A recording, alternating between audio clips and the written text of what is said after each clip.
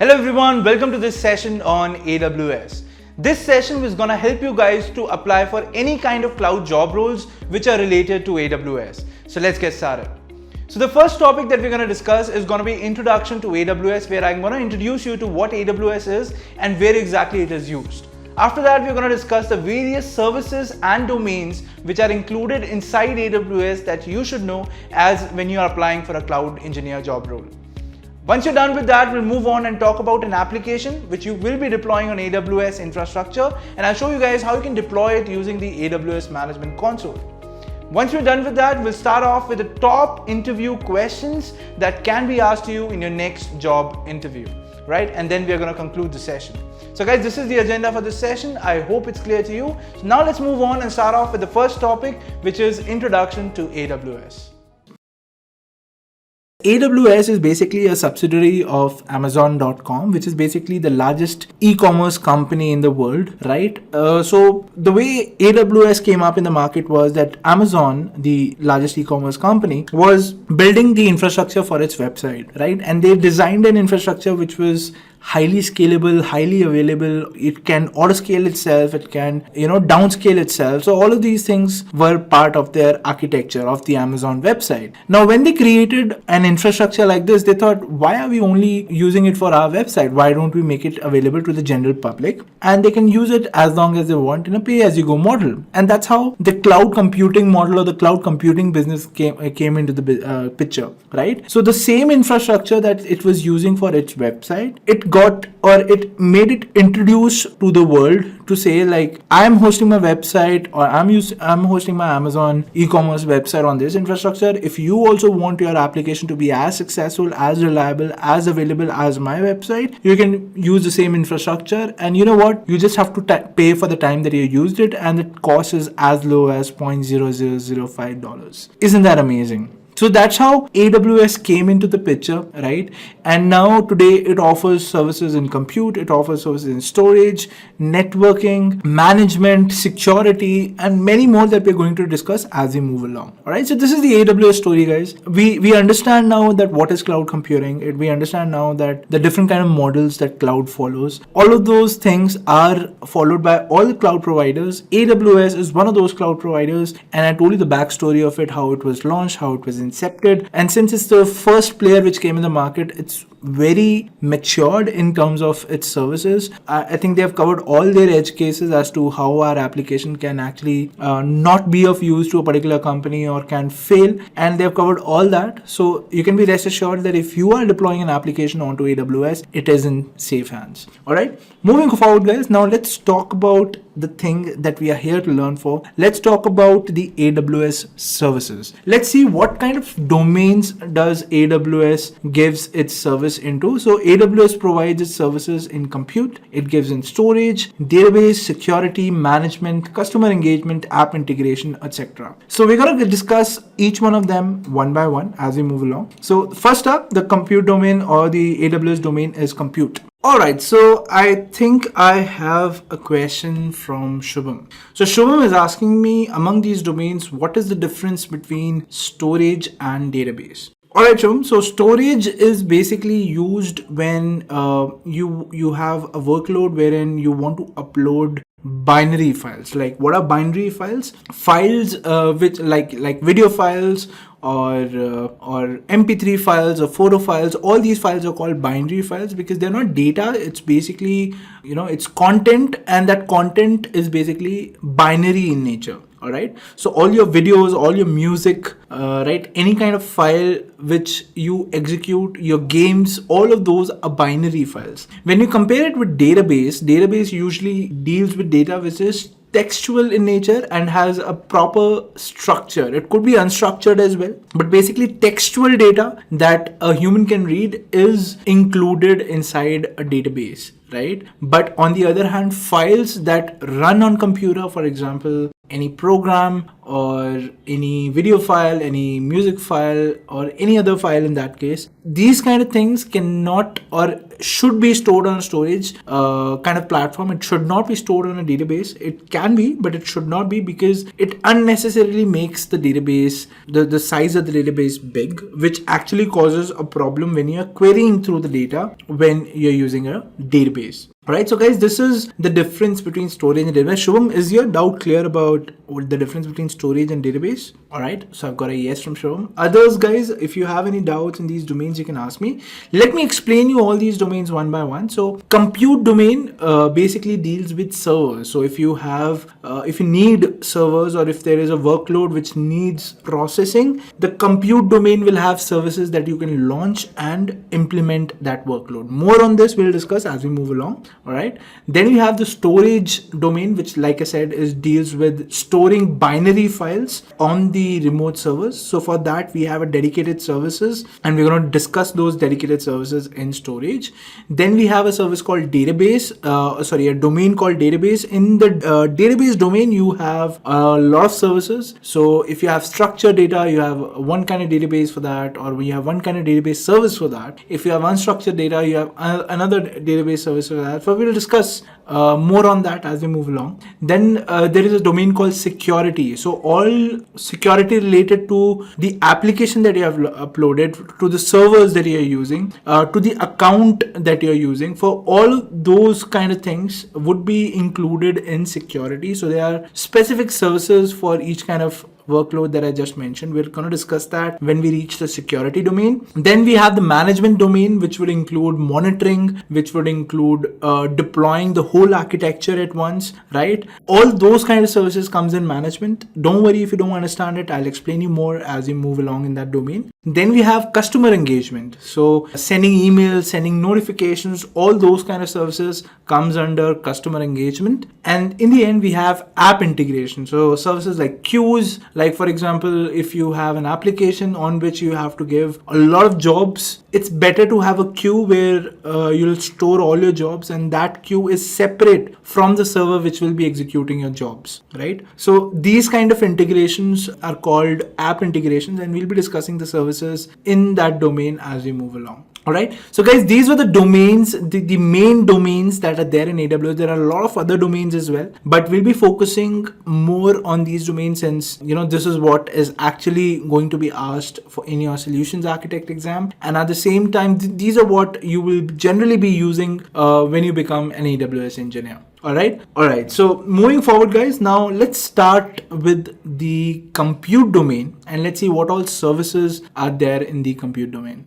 Alright guys, so let's discuss the AWS services in the compute domain. So here are the set of services which are included in the compute domain of AWS. So this particular service is EC2, Elastic Beanstalk, Lambda, Autoscaling, AWS Load Balancer, AWS ECR, and AWS ECS. Now for the sake of explaining you guys, I've taken the liberty of shifting some services from some other domains which I think should fit in this domain, right? But you don't have to worry, the explanation would be the same. It's just that you would find it somewhere else in the AWS Management Console. Like for example, autoscaling would not be under the compute domain. It would be under some other domain. I'll show you when we move on to the AWS Management Console as to where you can find each and every service.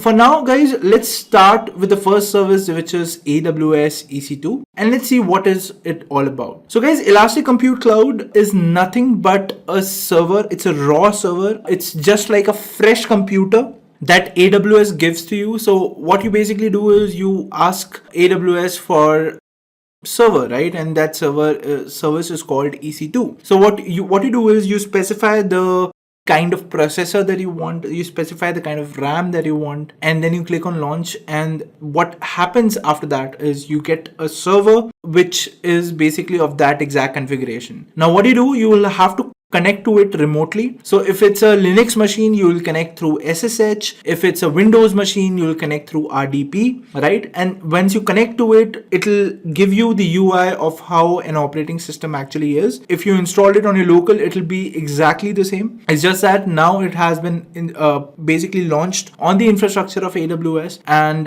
that can be accessed using various tools like the RDP tools or SSH tools. I'm going to discuss more about EC2. I'm going to basically launch an EC2 instance in a moment. But before that, let's discuss all the services which are there in compute, and then we'll do that EC2 demo as well. Right? So guys, Elastic Cloud Compute, like I said, it's just like a raw server that is given to you. And on this raw server, you can install anything. You can make it anything. You can basically build it, make it a web server. You can make it a database server. It can be anything, right? That is what EC2 is all about. Now in the diagram, as you can see, you can launch either a single EC2 instance or you can launch multiple EC2 instances. You also have an option of launching, of creating a EC2 instance and then installing some softwares on it. And then you can launch multiple copies of that particular EC2 instance so that you don't have to launch, or you don't have to specify, or you don't have to install all the softwares all over again. You can create multiple copies of the EC2 instance again, right? And at some point of time, if you feel you want to increase the configuration of your system, you can also do that, right? Let's say if my RAM was 8 GB over here and then I want to make it 16 GB, even that is possible in EC2. And that is why the name is Elastic Compute Cloud. Elastic means that you can increase the size of the instance or decrease the size of the instance configuration as and when required, right? So guys, this was about Elastic Compute Cloud, or that is EC2, right? Our next service is Elastic Beanstalk. Now Elastic Beanstalk, guys, is an advanced version of EC2. How is it an advanced version of EC2? In EC2, what you could do was you could just launch a server, right? And then you can install softwares on it. You can make it a database server. You can make it a web server. You can make it anything, right? With Elastic Beanstalk, you get certain restrictions on EC2, and there is a certain amount of automation involved. So what is Elastic Beanstalk exactly? Elastic Beanstalk basically is a web application server, right? You cannot install any other software on it. It is a web application server on which you can upload your website, and you don't have to install any software. You don't have to do anything. Like I said, we talked about what is infrastructure as a service and what is platform as a service, right? So infrastructure as a service is EC2, okay, where you get the whole server, you get the access to the operating system, etc. Elastic Beanstalk is platform as a service. So in this, what you get is a dashboard. You don't get access to the operating system. You don't get access to the softwares that you have to install on that server, right? Everything is pre-configured. All you do is you say that I need a PHP server. It'll launch a PHP server and it'll give you a dashboard where you'll have a upload kind of a button. You click on that upload button and you'll have to put or upload your website over there. So once you have uploaded your website files, they automatically go into the path where they have to go. And all you have to now do is just go to that IP address or the domain name of that particular Elastic Beanstalk instance, and you will be able to access your website. If you compare it with if the same thing you had to do on EC2, you'll have to first install the softwares, then you'll have to upload the file using FTP because there's no dashboard to upload it. So you'll have to download an FTP client, connect to the instance, upload your files like that in that particular folder. And then if you go on to the IP address of the EC2, only then you'll be able to access the website. With Elastic Beanstalk, what they did was, like, if you have a use case where you have to deploy a web application, you don't have to do all that manual stuff of installing the software, of installing or putting your files on the server. All you have to do is you have to open Elastic Beanstalk, select the environment that you want to deploy, and upload your website over there. That's it, right? So it's an automated version of EC2 in which you have certain functionalities of putting a website over there, but there is a limitation that only it can be a web application server, right? It cannot be a backend server for you. Elastic Beanstalk is only used to deploy your websites. Guys, remember that, because the next service of ours is a little different from Elastic Beanstalk, right? And it also has some limitations. Our next service is AWS Lambda. Now, AWS Lambda, again, guys, is an automated version of EC2. It's an advanced version of EC2, but with some restrictions. Now, what are those restrictions? It cannot deploy an application. You cannot upload your website on it, and it cannot host an application for you. What is AWS Lambda? AWS Lambda is basically just used for doing your backend processing. Now, what is backend processing, you might wonder. So let me give you an example. Let's say you have an image processing application. So what do? You have a UI or you have a website through which you can upload an image. And what that website does is it stores the image on its storage, and then it reduces the size of the image, right? And then you can download it again. Now, you might be wondering, this is one website, so ideally everything should be happening on one server in this case. But that is not the case over here, guys. So what happens is your web application is on a separate server. The processing happens on a different server, right? And AWS Lambda specializes in processing. Now, why is AWS Lambda preferred for processing is because when you launch a server, guys, you have to select the configuration that you want, right? You have to select the processor, you have to select the RAM. With AWS Lambda, you don't have to specify any configuration. You don't have to choose what server size should be for my application to cater to the workloads that are coming in. AWS Lambda, what it does is it sees what kind of workload it is being given. It automatically scales up if it has to in terms of its configuration, and then executes all your workload and gives the result to the server, which is the web application server, where it has to give the result on the website. So basically only processing happens on AWS Lambda. Only website deployment happens on Elastic Beanstalk, right?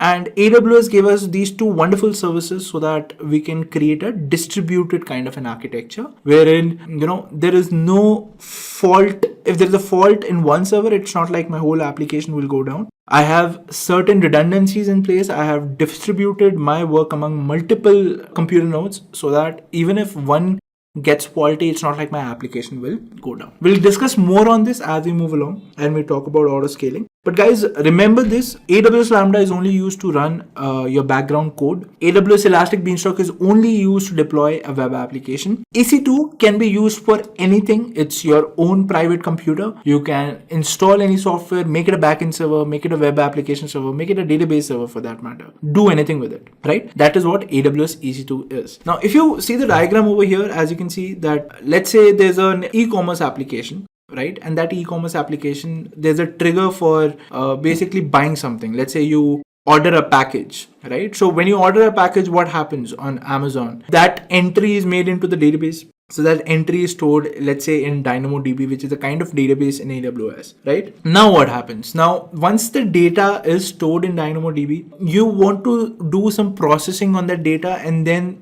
go ahead and store it somewhere else, right? So once the data has been stored in DynamoDB, I need the processing to be done. Now, the one way to do it is you do everything on the same server, where basically, let's say my package order confirmation happened on the web application, right? The web application server triggered this particular action that I have, my package order is confirmed. And that's when it issued a command to store the data in DynamoDB. That is all done by my web application server. Now I can also, this server itself can also do the processing for DynamoDB and then store it on Redshift warehouse. But the processing takes a lot of time. And that is the reason I differentiate my processing on a different server, or I make my processing happen on a different server so that there is no overhead on my website, so that my website is not becoming slow irrespective of the fact that what kind of workload is running in the backend, because that workload is being managed by AWS Lambda, right? So my website can be up and running. It will always be available to all the users irrespective of the fact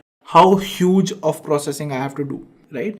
So that happens by AWS Lambda. One more thing, guys, one more cool thing about AWS Lambda is that whatever job you give to AWS Lambda, it's not one server which does the job. AWS Lambda takes a job, executes it in one server. If it gets one more job in the meanwhile, what it does is it launches a second server on which that job will be executed. Similarly, if there's a third job which is coming, it will be executed on a third AWS Lambda server. So that's how it works, right? And once the processing is done, it can also give the communication back to the web application, and that's how you get the message that the operation is done. But what you don't understand is how many computers or how many servers are working in the backend, right? So now you know. So AWS Lambda, wrapping up guys. So AWS Lambda is used for executing a backend code. AWS Elastic Beanstalk is used to deploy a web application. And AWS EC2 is a raw server which you can use to make that server anything, right? It could be a web application, it could be a backend server, it could be a database server, etc. Our next service, guys, is load balancing. Now, what is load balancing basically, and why do we need this kind of a service? Now, guys, I told you that whenever we create a production grade application, we basically deal with distributed computing, right? So when we talk about distributed computing, we also have to talk about redundancies so that my application is highly available. Now, what does that mean? Imagine these three servers are your web application servers. Now, if you just had one, imagine you just had one. In that case, what will happen? If there is any kind of fault in this particular server, my application will go down, right? So what I do, I launch 3 exact copies of that server, right? And what happens in that case is, if this server goes down, my user can view my website on this server. If both these servers goes down, my website can be viewed on this particular server, right? But now you might be wondering, how will the user know which server to go on, right? And that is exactly what Elastic Load Balancer is all about. So Elastic Load Balancer, what it gives you is, it will give you one domain to go on, or it will give you one IP address to hit on. You hit that IP address and Elastic Load Balancer will automatically analyze where to send the requests. So the Elastic Load Balancer constantly keeps a check on all the instances which are running in your cloud environment, and it sees which of them are healthy and which of them are unhealthy. If there is a server which becomes unhealthy, what your load balancer will do is, it will stop routing traffic to that particular server, right? And it'll start routing your traffic to other servers. And this is the main job of Elastic Load Balancer, which is to distribute traffic among all the healthy instances which are out there, right? Also, one more important thing over here is, guys, if all the 3 servers are functioning in the healthy state, what will it do in that case? So it will distribute the data equally among all the servers. Now you might be wondering, how will that help? So let's say I just have one server over here with around 16 GB of RAM and let's say an i5 or an i7 processor, right? So it will be able to serve a limited amount of users. Let's say there are 10 people, right? So who are there on the website. Let's say the server will be able to serve 10 people. Now what happens if there are 20 people tomorrow? In that case, you always have to plan ahead and you have to keep more servers in your group, so that, or in your architecture, so that if there is more traffic, my requests can go on the other servers, so that the load is actually decreased on the first server, right? So what load balancer does is, it will never make one server max out on its performance. It will always distribute the traffic equally among all the servers, so that the processing or the overhead on any server does not go up and my application should not become slow, right? Now you might be wondering that how do I constantly keep a check on how much traffic is coming on my website and accordingly deploy servers? So that answer I will give you in my next service, which is AWS Autoscaling. So what is AWS Autoscaling? It automatically scales up the number of servers based on how much traffic is coming onto those servers. Now, how does it do that? You can set a certain threshold. Let's say there are 4 instances which are running on my architecture. So what I can teach autoscaling is that whenever the collective CPU usage goes beyond 80%, launch one more instance in the group. And the load balancer should now route the traffic to the new instance as well, right? So this is what autoscaling is. Similarly, when the CPU usage collectively goes below 40%, let's say, decrease the size of my fleet, decrease the size of my server fleet. So in that case, what I'll do is, at the moment the collective CPU usage goes below 40%, it will decrease the number of instances in your autoscaling group, right? And that's how it works, guys. And the autoscaling service cannot exist alone. It always has to work in conjunction with AWS Load Balancer. Why? Because if the size of the fleet is increasing, if the size of the fleet is decreasing, there should be an entity on top of it which will distribute the traffic equally among all the instances, right? So if you are making use of auto scaling, you will always make use of AWS load balancer. On the other hand, you can just make use of AWS load balancer and you might not want to use auto scaling. That is fine. But if you're using auto scaling, you absolutely have to use a load balancer for your traffic routing. All right. So this is what auto scaling is, guys. Our next service is Elastic Container Registry. Now, what is Elastic Container Registry? For this, guys, you have to know what Docker is, right? So if I have to give you a brief about what Docker is basically a tool using which you can launch operating systems in the minimum size possible. So the minimum container size that I know of is 40 MB. So what you can do is, let's say we were talking about distributed computing, right? So in distributed computing, what happens is each of your server plays a different part in your application, right? So similarly, what we can do is we can launch containers. Now what containers do is they act as a virtual server, right? But they take the minimum resources possible. They take minimum space possible. Like I said, 40 MB is the size of a container which holds an operating system, right? So in those containers, you can deploy applications, okay? And these applications then run as if they were running on a separate server. They are isolated from the operating system on which the container is running. I'm sorry guys if I cannot go in depth of what Docker is right now because it's altogether a separate topic, but you can understand it like this, that it's basically a mini virtual computer that you can run in your system. And ECR service, basically what it does is it stores these containers in a repository. Like you have GitHub for storing code, you have ECR for storing your container images, right? For example, like I said, operating system 40 MB size, the image has to be stored somewhere, so it will be stored in ECR. Now if you want to run those images, you have a service called ECS. So what ECS does is it runs any Docker image on the AWS infrastructure, right? And it orchestrates it in a way so that if there is anything wrong with that container service can again be launched. Now don't get confused guys with what we do in EC2. Now you might have a question that I can launch multiple EC2 instances. In spite of that, why don't I launch just multiple containers? Because in that case, what will happen is you're still the machine on which the containers are running. That becomes node point of failure. That means if there is anything wrong with that machine, any number of containers which are running on your particular system will go down, right? So this is also a redundancy that you can make in your architecture, that you can also run applications on containers which are running on an auto-scaling infrastructure, that is a machine on which Docker is running. But if the processing or if the CPU gets an overhead and the CPU processing increases, you can scale your machines and you can scale your containers as well, right? So if it's a little complex for you guys, you can just ignore this service, which is ECR and ECS. It's only for those guys who understand what Docker is. So guys, ECR is nothing but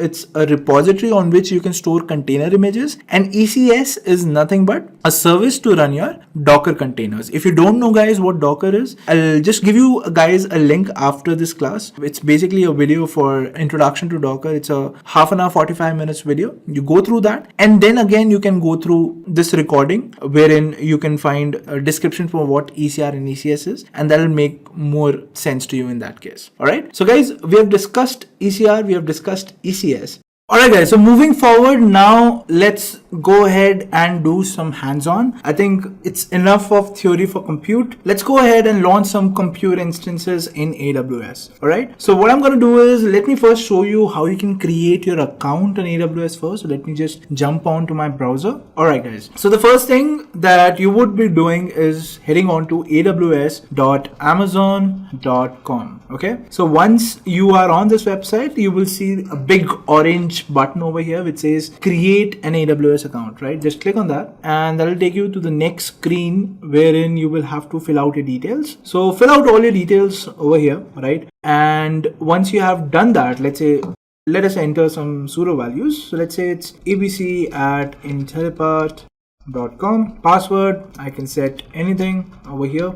Similarly, I'll set anything over here. AWS account name, let's say it's Intellipaat -test, right? We'll click on continue. Then it'll ask you what is the account type? Is it a professional account or it is a personal account? So we'll select personal account because we are just trying out AWS, right? So we want to use it for ourselves. Give some number. Let's say I give 1, 2, 3, 4, 5, 6, 7, 8, 9. And the country or region, you can select any region that you are in. Your address, the city that you are in, postal code. So let's say the city is Bangalore. State, let's say it's Karnataka. And once everything seems fine to you, just click create account and continue. Once you do this, you will reach this screen where you'll have to enter your debit card number or credit card number, right? Enter everything over here and click on secure submit. Once you've done that, the next page will ask you what kind of account do you want to create. Is it a business account or a standalone account? What purpose will you use this account for? It's all logical. You just know what you have to answer. Just remember this, you are creating a personal account and it's nowhere related to a business. Select everything, click on finish, and you will have a new AWS account created for you. Now, one awesome thing about AWS, guys, is that it will give you free tier. That is, you can launch instances free for 1 year, right? And every account that you create on AWS or when you sign up on AWS, you'll get a 1 year free tier account where you can launch a certain EC2 instance for free, and that too for 750 hours a month. So 750 hours is actually 30 days, and that too for 1 year, right? So 1 year of free instances you can launch. So I'll show you guys how you can launch instances as well, but this is how you can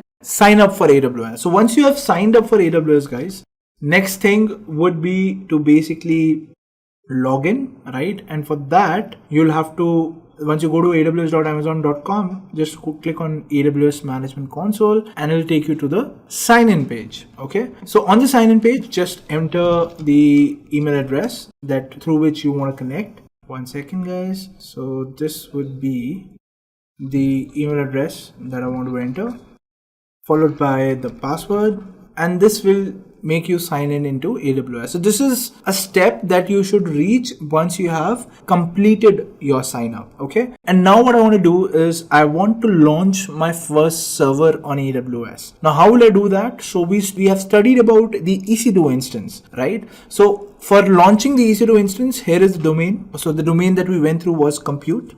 Right? So in compute, you have these many services. You have EC2, ECR, ECS, then you have Lambda, Elastic Beanstalk. There are other services as well. We have not touched those services because they would go beyond the scope of what we intend to do in this session. This session is an overview for AWS, for an AWS solutions architect, right? So the services that we have picked up, they're all the basic services that you should know about. And once you understand all those services, understanding the rest of AWS would be a cakewalk for you, right? So there are so many services in AWS. You have Ground Station, Security Hub, Artifact. If you're into game development, then you have Amazon Game Lift.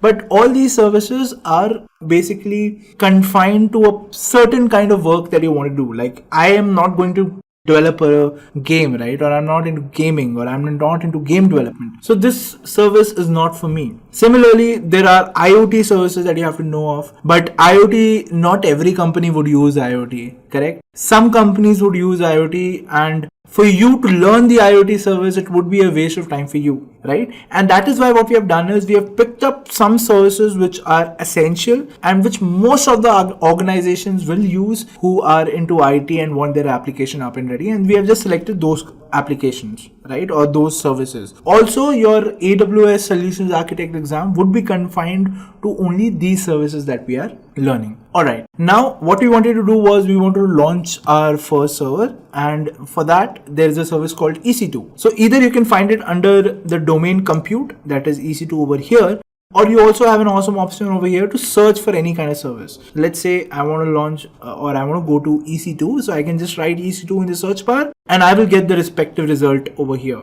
Let's click on that. And now this link would basically open your EC2 dashboard. Right? So from here, you can launch your first EC2 instance. There are a lot of options on the left, guys. Do not worry about each of these options. These are options that we will be studying about when we purposefully just talk about EC2 service, and that will be in the further sessions that we're going to have. For now, just understand how to launch an EC2 instance. And for that, you just have to click on this blue button which is here, which says launch instance. Just click on that. Once you've clicked on launch instance, you will get an option to select the operating system that you want to run in your server, right? So there are a lot of operating systems to choose from. You have the Amazon Linux AMI, which is a custom Linux that AWS has created. Then you have Red Hat OS that you can run. You have SUSE Linux, you have Ubuntu. There are a host of operating systems that you can run from. You have Windows as well, right? So you choose whichever you want, and always ensure you choose an operating system which says free tier eligible,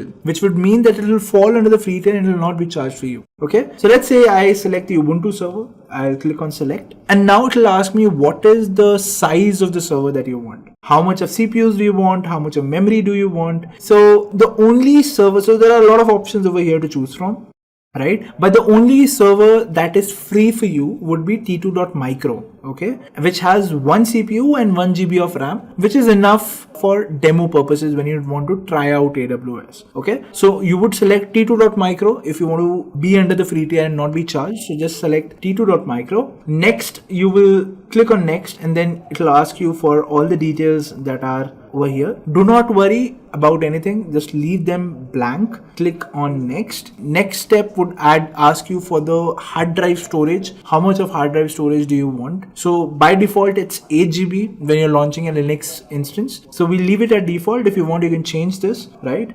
Then click on next. You can add tags over here. What are tags? Tags are nothing but metadata to your instance, right? Like for example, I can say the name. I can add a tag that the name of the instance is something, then the department to which this instance belongs to is there. So all those values I can write over here, and those will serve as a metadata for the instance, so that when somebody is searching for all the EC2 instances for, let's say, the IT department, they just have to type in department equal to IT and it will list all the instances. So for those kind of searches, you have tags. Click on next, then it will give you the option of configuring your security group. What is a security group? It's nothing but a firewall. It's a very simple firewall, guys. In this, what you have to tell is, so basically all these rules that you can add over here, these are all inbound rules, right? So inbound means what kind of connections are allowed on this server. So there's a SSH connection which is allowed, right? So you can select the protocol that you want to allow on this server, right? So right now, what has been allowed is the SSH protocol, so that we can log into this server. SSH means that, right? If you select SSH, it will fill out all the details for protocol and port range by itself. Now, whom do you want the SSH protocol to be used by, right? If you want it to be accessed by anyone, you can just give anywhere. Why is this option helpful? This option is helpful when the IP address of your computer is not fixed. Let's say you can access this instance from office, but you also wanted to access it from home as well, right? So if you want to access it from home, then you have to select anywhere. If your IP address is not changing, you can select my IP, right? Let's say this is my IP address right now, and only I will be allowed to connect to this instance using the SSH protocol. But it's the generic use case that everyone deals with is that they want to log in from anywhere, right? So I'll select anywhere. It fills the data by itself. And now finally, I can just click on review and launch. So if you want to delete a rule, guys, since in this rule I did not define anything, I can just delete this from here. And now let me click on review and launch. Okay, so now I can review all the settings that I've done. Once I feel everything is correct, I'll just click on launch. And this is a very important step, guys. Now, to log into any server which is there on the remote system, imagine like if somebody gets your IP address, anybody can access that server and they can make any change that they want, right? But it's obviously not like there's a security layer that we add, or which AWS has added to the servers that it launches. It gives you a key pair, right? What is a key pair? A key pair is nothing but it will give you a key that you will have to use while you're connecting to the instance. Okay, so as you can see, there's no key pair right now. So what I can do is I can create a new key pair. Let's name this key pair as, let's say, test-Intellipaat. Let's say this is the name, correct? I will click on download key pair. So unless I don't create a new key pair, this launch instance button will not be active. So this will download a PEM file for you. This is a file which is of the PEM extension, right? So this will be used to connect to our instance. And finally, when everything is set, let's click on launch instance. So now you can see your instances are now being launched. This is the message that you're getting. So I can just go to the instance and see that, okay, so there's an instance being in launch. The instance state is pending, which means it's still in the launch process. I can give this instance a name. Let's call it test. Okay, and now it's in the running state. Great. So now once you have selected test, you can refer to all the details of test in the below panel. So here is the IP address which will be used to connect to it, right? The instance type, which is t2.micro, the state which is running, right? Then you have the security group. So view inbound rules, you can see there's a SSH rule that you have added over here, right? And then the next step would be that what is the key pair name for this instance? It's test Intellipaat, so on and so forth, right? Now that you have launched the instance, the next step is to connect to it. Now, when you want to connect to this instance, there's a software called Putty that you can download, right? So here's the software that I've already downloaded. If you want to download this, just search on Google for download Putty. You will get this link. Go to this link, right? Now guys, there are two things that you have to download. One is you have to download Putty, which you can use by clicking on this link. It will take you on this page. Just select, if you're on Windows, just select Putty 64-bit. Just click on it and it'll basically download the Putty software for you. The other thing that you'll have to download is Putty Gen, right? This is also required. I'll tell you why it is required. So this is basically Putty Gen, and the other software that you need is Putty. Okay. So once you have both the softwares in place and you have installed both the softwares, next step would be to connect to our instance. So this software of mine is Putty Gen. Let me launch it for you. This is Putty Gen, guys. The PEM file that you get, guys, if you have to use it with Putty, the way you can use it is by converting this PEM file first to PPK, because that is what your Putty software would accept, right? So first I'll have to load this file on my Putty Gen. So let us do that. So I'll click on load and then I'll select the PEM file, which is this. It says successfully imported. Great. Now I want to save the private key. If I save the private key over here, it will ask you, are you sure you want to save this key without a passphrase? Yes, right? And let's name this private key something. Let's name it, let's say, test. So as you can see, the format now is being changed to PPK. Great. Let's save the file. The file has been saved. Next step is launch your Putty software. Right, this is my Putty software. The instance that I want to connect is this. This is the IP address that I want to connect to. I'll mention it over here. Then I'll go to SSH. Because I've mentioned the IP address in the session part, now I also have to put the key using which I will connect, right? So for putting the key, you have to go into SSH. Then you'll be clicking on auth. In auth, I have to select the PPK file which I created. So this is the file, test. Let's select that and let's click on open.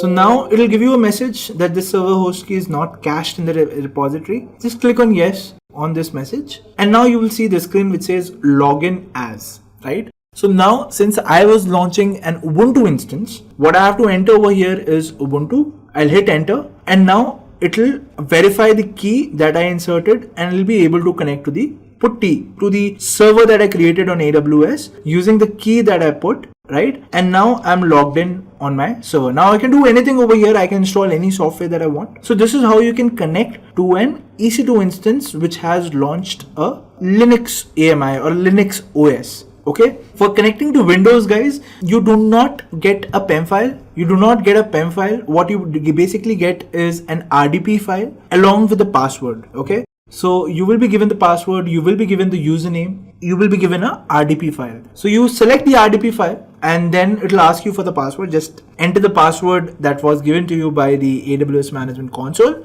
You click on connect and then you will be able to launch a Windows instance. So there are only two types of OS that you can launch on AWS. One is Linux, second is Windows. So I told you how to connect to Linux instances. Let me also walk you through how to connect to a Windows machine. Alright guys, so now in order to launch a Windows instance, again we'll just click on launch instance. Let's select a Windows OS which is free tier eligible. Let's select this, right? T2.micro is the instance that we want to launch. Let's click on next. Let's leave everything at default. Let's click on next. Here you can see the default size is 30 GB because in Windows it takes a lot of space. So it's 30 GB over here. Let's click on next.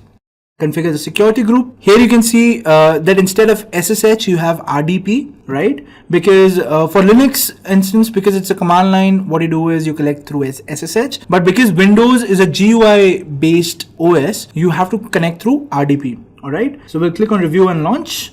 And now we'll select the same key pair which was there. And let's click on launch instances. So our instance is now launched, guys. We can just go here and we can see it's in the pending state. All right. So let's name this instance as Windows. All right. And now in order to connect to it, this is the IP address that you get. Now just click on actions.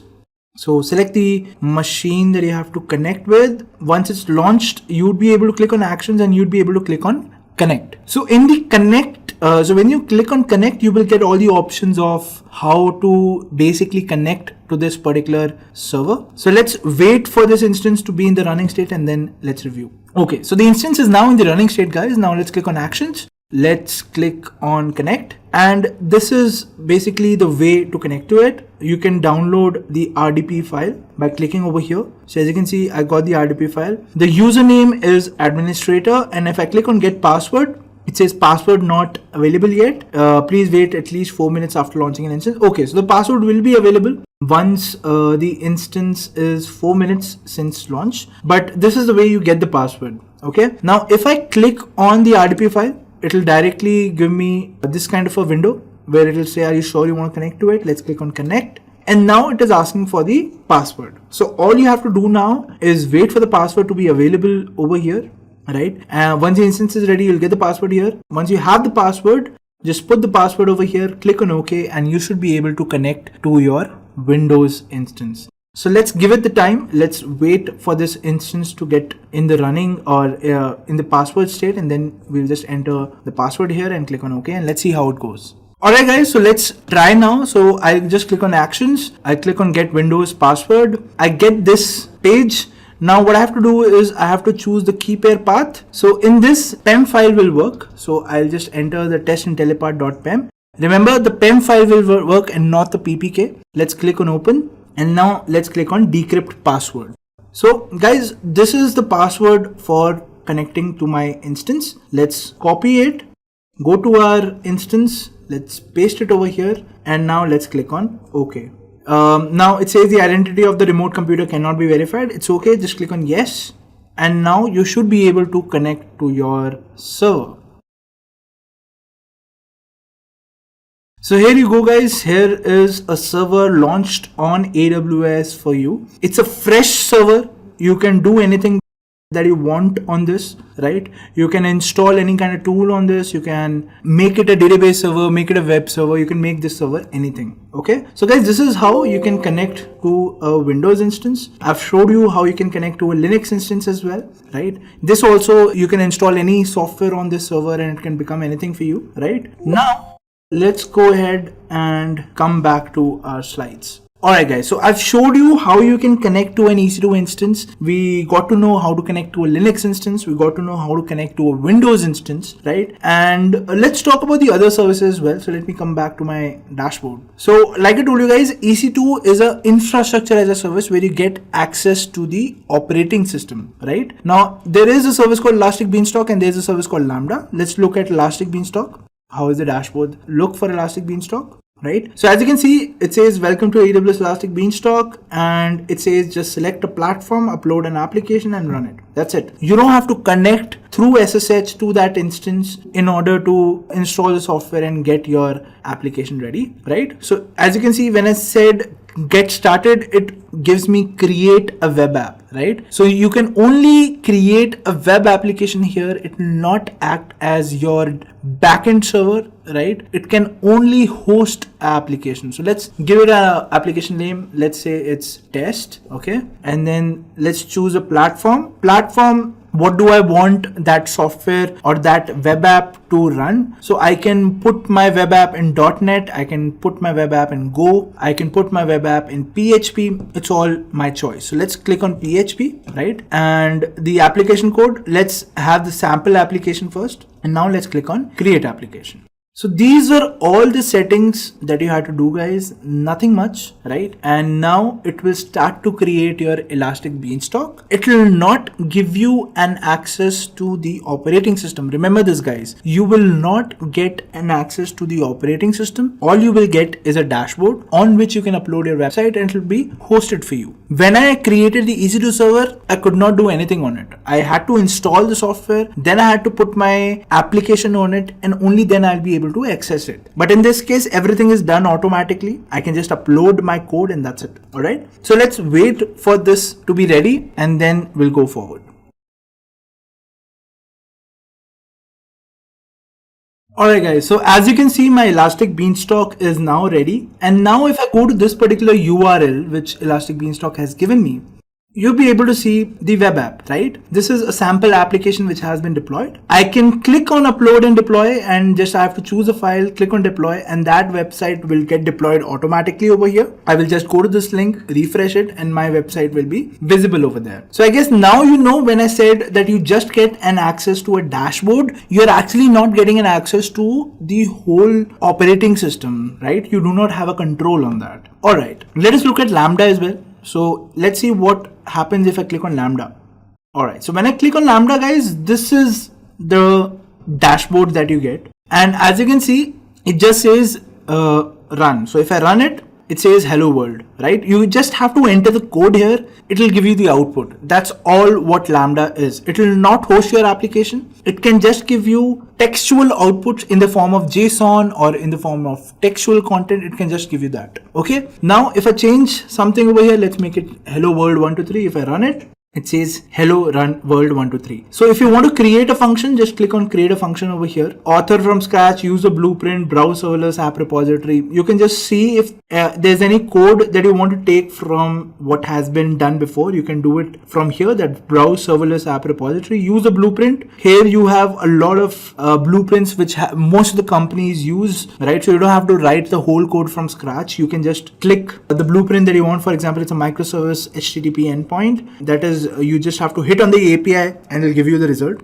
If that is the kind of Lambda function you want, you can also do that, right? Then you have kind assist, fire assist, log to JSON. There are a lot of things over here. Don't get confused with all the jargons used over here, right? This you will be able to get once you have a hang of all the services in AWS, which we will teach you in the upcoming sessions, right? For now, you just understand what Lambda does, right? Lambda, you give the code, it will run the code. That is it. It will not host an application. Elastic Beanstalk, it will host the application for you. And EC2, you can do anything. You can also configure your EC2 server to basically become AWS Lambda, but you'll have to manually install all the softwares and then you'll be able to do that job. So I guess, hope guys that you are now clear with the basic services of the compute domain of AWS, that is EC2, Elastic Beanstalk, Lambda. Auto scaling and load balancing, we will do it as we move along in the sessions because that requires you to know a little bit more, right? So let's move on and come back to our PPTs and let's start with our next domain now.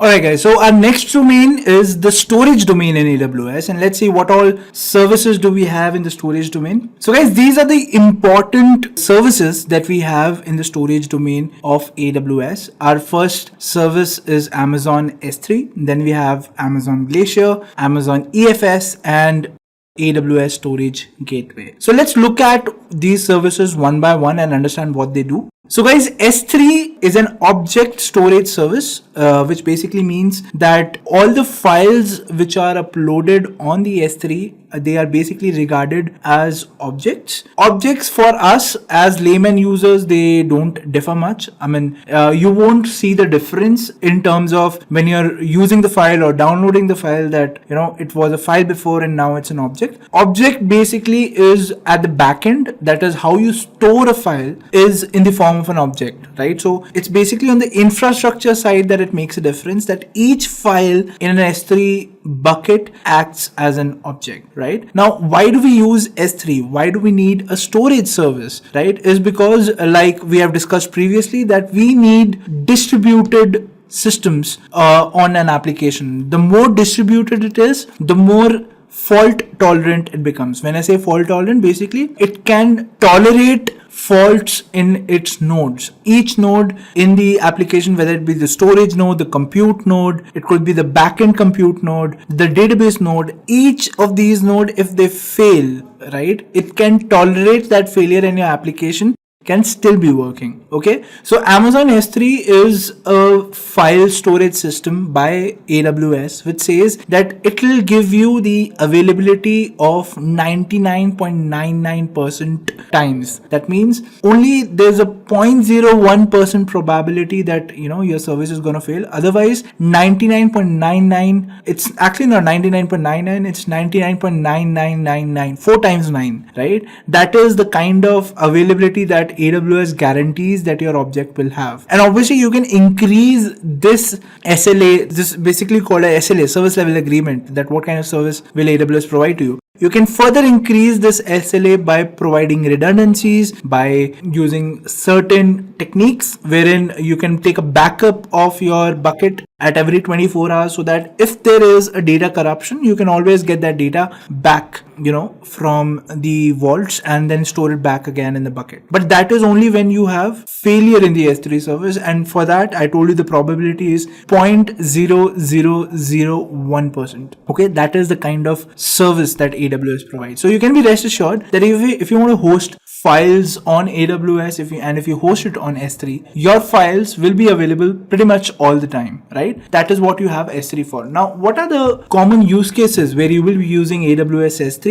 You can imagine it like this, that if there is a website wherein the logo is there, if there are certain images on that website that have to be loaded at the time of a web page reload, all those images will be taken from S3 and will be presented over there, right? So rather than storing all these files on the server on which the website exists, you can store all these files, all these images on S3, and then you can just get it from there, right? S3 also provides you the facility of hosting static web files, right? So you can host a website also by using an S3 bucket, and all you have to do is enable static hosting on that bucket and you will be able to host static websites in that case. Alright, our next service, guys, is AWS Glacier. So AWS Glacier is an extended version of the S3 service, which is the Glacier does not give you a direct access to itself. It basically takes a backup of the S3 service. So let's say you created a folder in S3. So folders in S3 are basically called buckets, right? The root folder in S3 is called bucket. So if you have a bucket and you have a lot of files inside that bucket, and if you want to take a backup of all those files, you can take it using the Glacier service in AWS, right? And Glacier service, the reason we have two services over here, the reason for that is that S3, you can get the objects instantaneously. The moment you put the link of the object, you can download it, right? You can access it. But when we talk about Glacier, it takes time for the object to be retrieved. It takes times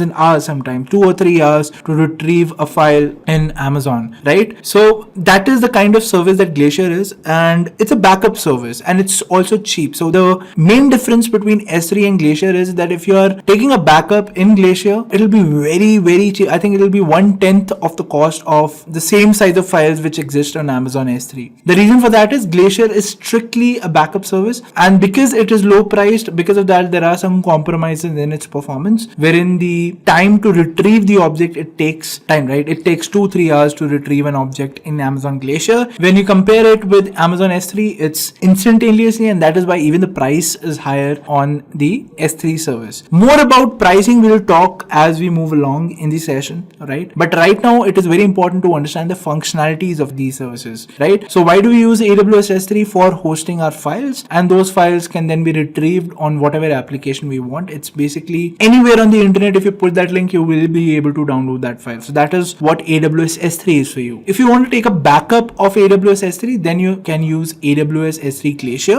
which will help you to take backup of any buckets or files which are there in your S3 inside it, right? After Glacier, guys, the other service that we're going to discuss is EFS. So what is EFS? EFS service is again a storage service, but it's different from S3. How is it different from S3? That EFS service can be mounted on your operating system as a volume, right? Isn't that interesting? So you can mount Amazon EFS as a volume on any computer on the AWS network, right? So let's say you launch a server of Windows on AWS and you feel that you need a network drive. If you guys have worked with network drives, then EFS is exactly a network drive. It mimics the usage of a network drive, right? And it's also scalable. That means the size increases as and when you need it, right? So that is scalable. It can be attached to multiple computers. That is, it can serve you as a shared drive. That is, there could be tens or hundreds of computers which have the same volume inside them, and that same volume would be EFS for you. So how does that help? That helps when you have a scalable architecture where there are 7 or 8 systems, and whatever changes one system is doing, that has to be seen by the other system as well. So in those kind of cases, you use EFS, wherein they will have a common drive on which the data will change dynamically. No matter which server is changing it, all the changes will be available on the other servers as well. And that is what EFS is for you guys, right? So EFS can be mounted on Windows machine. It can also be mounted on Linux machines. And the way you use it is, I just told you, it acts as a shared drive. And where do you use it? You use it where you want shared data between multiple servers which are working in an architecture. All right. So that is what EFS is for you guys. Then our next service is AWS Storage Gateway. So it basically helps you to connect an on-premises system to the AWS cloud infrastructure. So if there is any storage application which is there on your on-premise systems and you want it to be connected to the AWS infrastructure, you will be using the AWS Storage Gateway service. All right. So guys, this was all about the storage domain in AWS. Let us quickly jump on to our AWS Management Console. So I'll show you a few of the services in AWS that ways. So let me jump on to my Management Console. All right, guys. So here I am on my Management Console. The first service that we discussed was under storage, which was S3. So let's click on the S3 link, and that will give you UI which will look something like this. So I have some buckets already configured. You can create a new bucket. So like I said, bucket is nothing but the root folder where you put all your files, right? So let's say the bucket name is test-Intellipaat, right? This is the bucket name. Then the region that I want to put this is, let's say I want to put it in Oregon region, and that's it. Let's click on next and keep all versions of an object in the same bucket. Leave everything at default. Just click on next. Leave everything at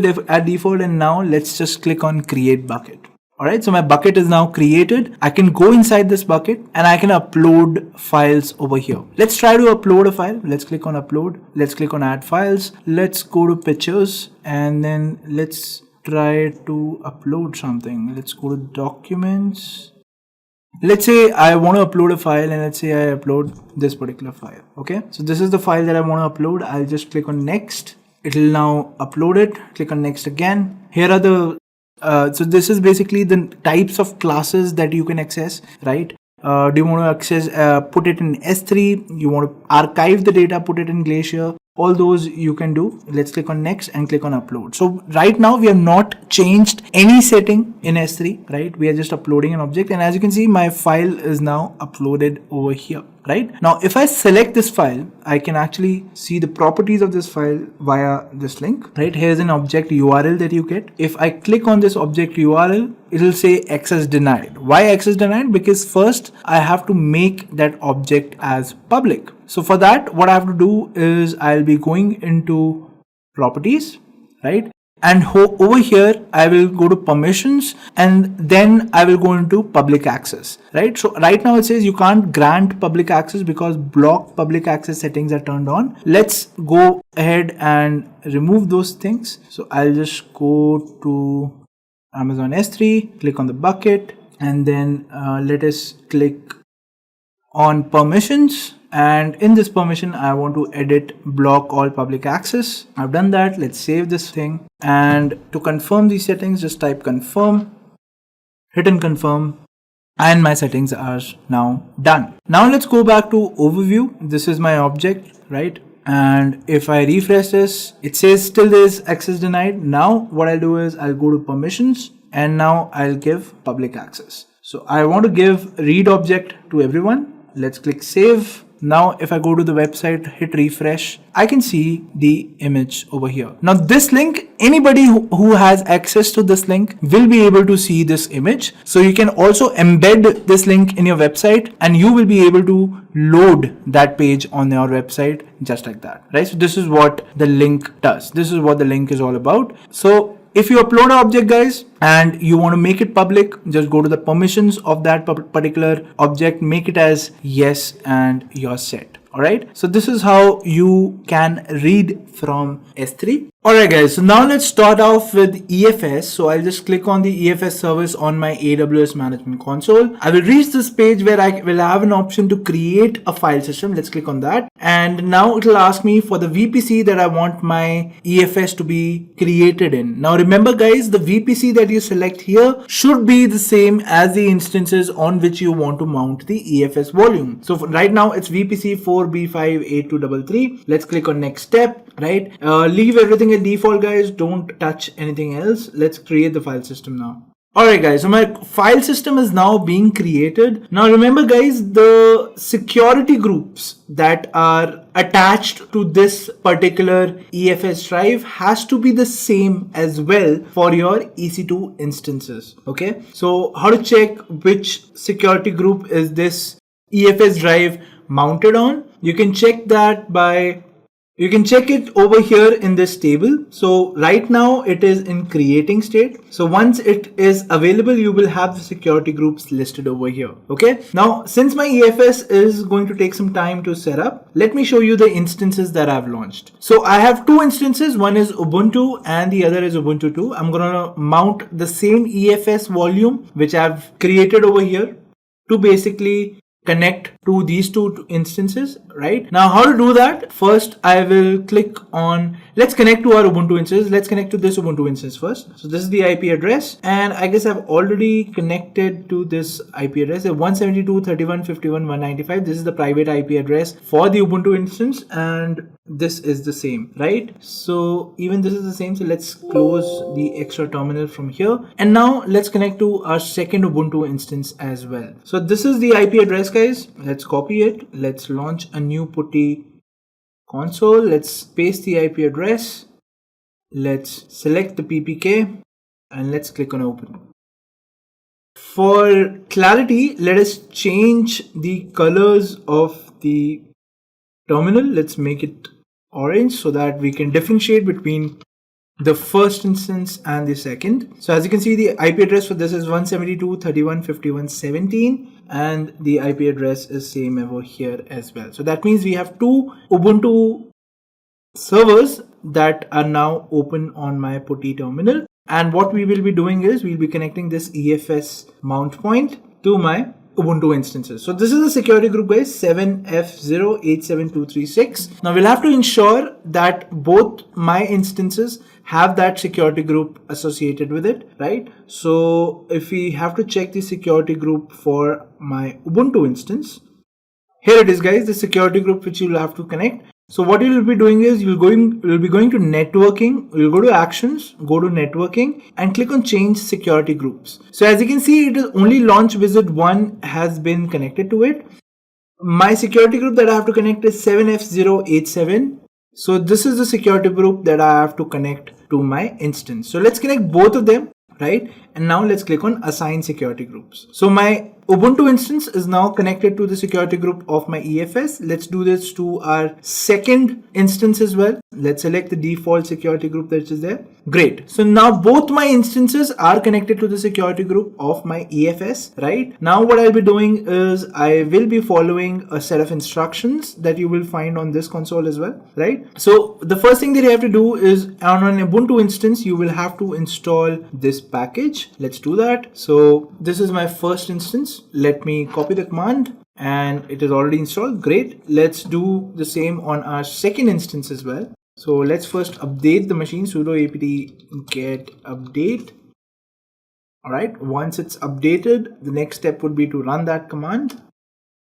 Now let's run that command and my NFS common package will install over here. Right now what I can do is I can create a directory on my first instance. Let the directory be EFS test. Okay, great. And let's create a directory here as well. Let's name it as EFS test 2. Okay, now what I'll be doing is I'll be mounting my EFS volume. So for mounting it, just copy this command, go back to your server, paste the command and put the directory name. So in case of my first instance, the directory name is EFS test. Let's hit enter. Great. So EFS test directory is now connected to my EFS volume. We'll verify whether that is working or not, right? Let's similarly copy the command over here as well. And this would be EFS test 2. This is the directory name. Great. So even this instance is now connected to EFS. Let's go into EFS test 2. Great. Now, as you can see, if I do an ls over here, there's no file, right? Similarly, if I do a ls over here, there's no file. Let's create a 1.txt file. Let's put sudo. Great. If I do an ls, you can see there's a 1.txt file over here. If I do a ls over here, you can see there's a 1.txt file here as well. That means this is a shared volume, correct? If I create, let's say, one more file over here, if I do an ls over here, I can see the 2.txt is also available. Similarly, I can create a file from here as well. And if I do an ls over here, I can see that the 3.txt file is also present. So guys, this is how EFS works. It acts as a shared drive between multiple instances in AWS. All right. So let's come back to our slides, guys, now. So guys, we have successfully discussed what S3 is, we discussed what Glacier is, we discussed what EFS is, and we have discussed what storage gateway is. Our next set of services belong to the database domain. So let's go ahead and understand these services. So the first service, so guys, the database domain comprises of these many database services in AWS. The first AWS service that I have is Amazon RDS. Then we have Amazon DynamoDB, Amazon Redshift, and in the end, Elasticache. So let's understand these services one by one, starting off with Amazon RDS. So guys, Amazon RDS is nothing but a relational database service. Guys, it's not a database, it's a database service. What do you mean by that? Is that you will, under the RDS service of AWS, you can launch these many databases. You can launch the Microsoft SQL Server, you can launch the MySQL service, you can launch the Oracle SQL, PostgreSQL, MariaDB, Amazon Aurora. You can launch all these databases. But what is RDS for? RDS basically manages these databases. Now, how does it manage? It makes sure that it takes automated snapshots of all these databases, which will be corresponding to a particular time. It can also ensure that if there are any read replicas required or if there are any replication required in your database, that also can be taken care of RDS or by RDS. Third thing is it also takes care of any security patch which has to be applied on your database if you enable automatic updates, right? So this is how RDS works, guys. Now again, let me emphasize on the point that RDS is not a database. It's a relational database service in which you can launch all these relational databases. All right. So guys, I hope RDS is clear with you. Next service is Amazon DynamoDB. Now, what is Amazon DynamoDB? It's basically a NoSQL database by Amazon, right? And what is a NoSQL database? Whenever you have to store unstructured data, that is data which does not follow a particular format, you use unstructured database like DynamoDB. Now, alternatives to this, you might have seen or you might have heard about MongoDB or you might have heard about other NoSQL databases. This Amazon DynamoDB is a NoSQL database by Amazon, right? So there is no database that it supports. It itself is a database unlike RDS, and in this you can store unstructured data. Okay. Third service is, guys, Amazon Redshift. So Amazon Redshift is a data warehouse service, which basically what it does is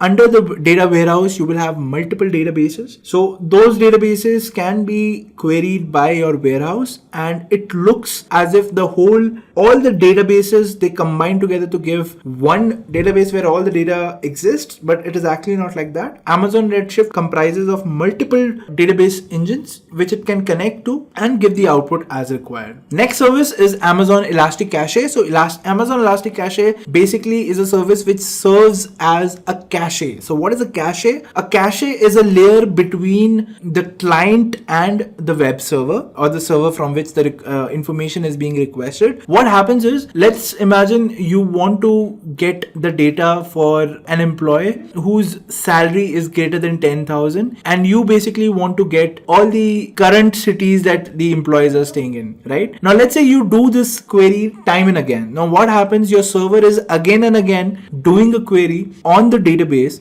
using a particular query that this is the data that I want. Now what happens is, when again and again you're doing the same query, it does not make sense to run the same query again on the database, let it do the computing work and get the results. So for these kind of data, what Elastic Cache does is, whenever it sees that there's a frequently accessed data, it stores that data on the cache, which means whenever a similar request will come, rather than querying the database, the same data will be going back to the customer from the cache layer itself. So it decreases the overhead on the database, and it also at the same time increases the performance of your application. All right. So that is what Elastic Cache is all about, guys. Alright guys, so our next domain is the security domain. So in security domain, these are the following services that we have in AWS. So we have the first service, which is AWS IAM, and the next service is AWS KMS. Let's check out both these services and understand what they do. So guys, IAM is basically used to authenticate users to your AWS account. Now, the account that you just created on AWS, it basically is the root account for that AWS account. Now what happens is, big companies or companies like Netflix, Airbnb, they own only one AWS account. And what they do in that AWS account is they create multiple users with restricted permissions. Okay. So each user can have their own user ID and password, but basically they will be logging into the same AWS account. And that is possible using AWS IAM, right? So you can create multiple users for a single AWS account with granular permissions, such as what actions can they do on the AWS Management Console.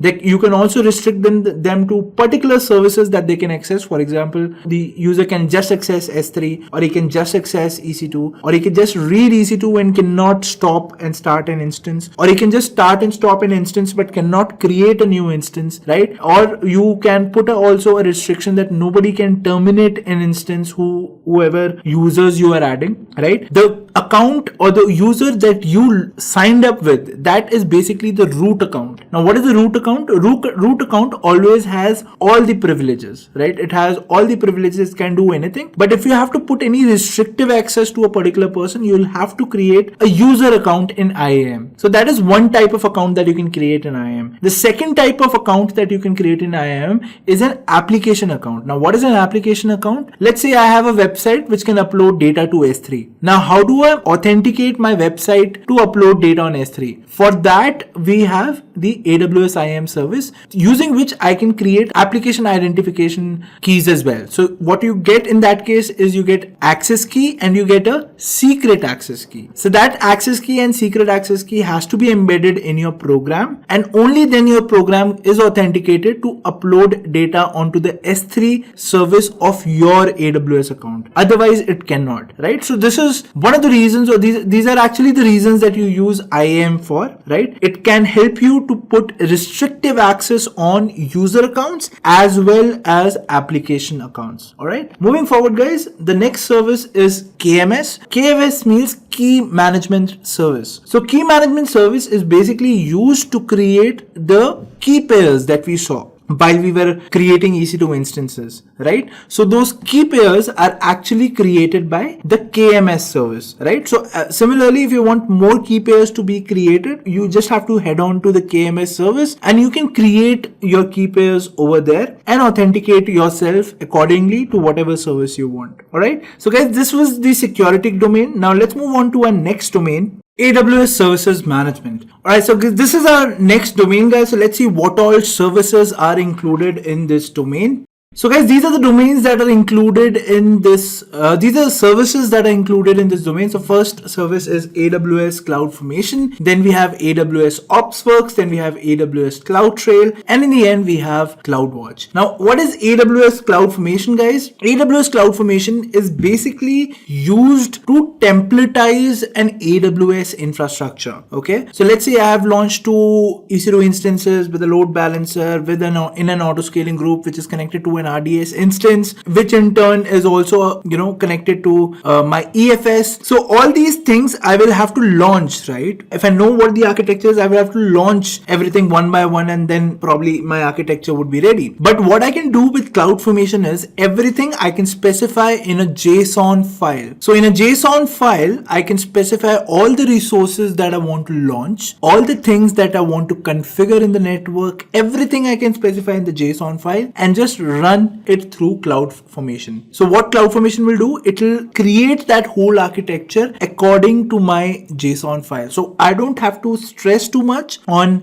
creating my architecture one by one using either through my management console or through my CLI, right? I can directly do that by just writing a JSON file and passing it through my CloudFormation. So this also helps us when we want to replicate our architecture across multiple regions, right? Let's say I have an architecture in one particular region. I want to replicate it across multiple regions. So in that case also, CloudFormation helps us a lot. So it's an automation tool which can help us to launch AWS resources by specifying it in a JSON file. Our next service is AWS OpsWorks. Now it's a little similar to CloudFormation because this also deals in automation, but basically this is a configuration management tool. So if you guys are aware of DevOps, there's a configuration management tool called Chef, right? So Chef recipes are readily accepted by AWS OpsWorks, and what you can do is in AWS OpsWorks, what happens is there are multiple layers that you have to configure, and all these layers together they form to become a stack. Okay, so what I'll be doing is, let's say in the first layer I specify the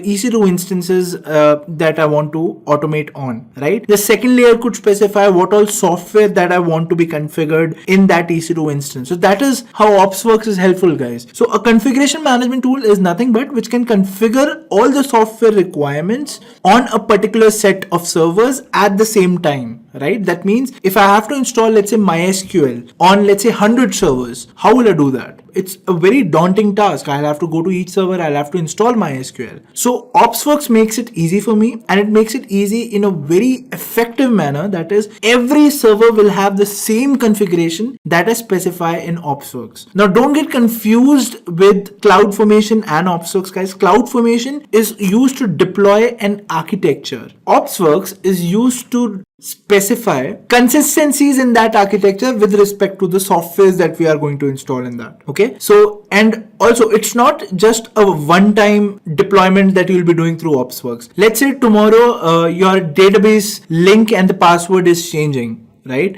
And you have some 200 servers in your fleet. How will you do that? So that is possible using OpsWorks. All you have to do is just go to that layer where you have specified the link and the password, just change that and update or deploy the OpsWorks architecture, and then in that case it will update all the servers with that very small change that is specified in one of the layers, right? So for all these very small changes which are very important and have to be same across all the servers, I use OpsWorks, right? Next service, guys, is AWS CloudTrail. So AWS CloudTrail is basically a monitoring service which logs everything which is happening in your architecture, right? So that logging is not enabled by default to some of the services. You can enable logging by specifying that, AWS CloudTrail should log each and every action which is happening. And it exactly does that. It basically would log each and every action or each and every event that is happening inside a particular AWS resource once you attach AWS CloudTrail to it. And then that log data basically you can use to do further monitoring by connecting it to probably a BI service which can visualize your log data, etc. Right? So that is what AWS CloudTrail is all about. Then our next service is AWS CloudWatch. Now what is CloudWatch? CloudWatch is basically, again, it's a monitoring service, but it's a little different kind of monitoring service, right? So what you can do with CloudWatch is you can set up alarms. For example, if let's say I want an alarm whenever one of my servers goes in unhealthy state, right? No, so how would I do that? So one thing would be that I continuously hire my employees and they are constantly checking if my servers are in the healthy state or not. Or what I can do is I can configure will take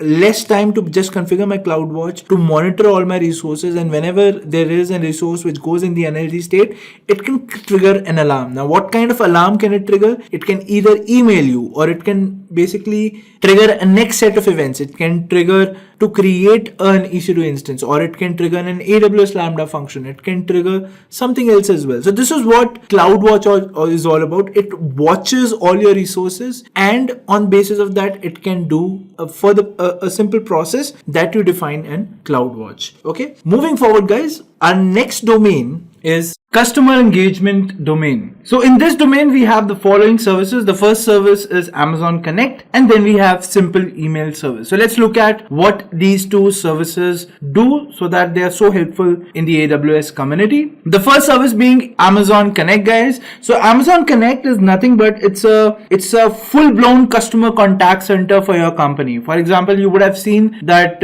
whenever you purchase a product, there's always a customer helpline that you can call on, right? And then you get the IVR options in there where you choose, and then you get connected to human agent to talk your way out, right? Or you to put your grievances and you talk to your customer service agent, right? Now, if you want to set up something like that for your company, it is very simple to set up that using Amazon Connect. You can build a customer contact center in less than 5 minutes with Amazon Connect, right? All you have to do is go to Amazon Connect service, click on get started, and it will allot you a toll-free or a normal phone number based on what you choose. After that, you just have to fill in the agents that you want to be on the other side, so that whenever people will be calling that one particular toll-free or normal contact number, they should be routed to the agent screen, right? And this happens on the internet, so there is no need of purchasing carrier plans or something like that, right? So this is what Amazon Connect is all about, guys. Our next service is simple email service. Now, this is also plays a vital role in customer engagement. You would have seen that you get marketing emails from a lot of companies. For example, if there are food companies that you order for, or if you have went into a store, you gave your phone number over there in the contact list, they'll also message you. Pizza delivery stores or grocery stores, they all email or SMS you one way or the other, right? This service right here is when you want to have email interactivity with your customers, right? You can send bulk emails. You can also set up your simple email service to respond to particular reply emails, right? So that is what SES is all about. And this also can be configured to route emails. For example, if there is an email address that you set up for your company, for example, support@intellipaat.com is our email address, right? So if you email to that particular email address, it will get routed to our support agents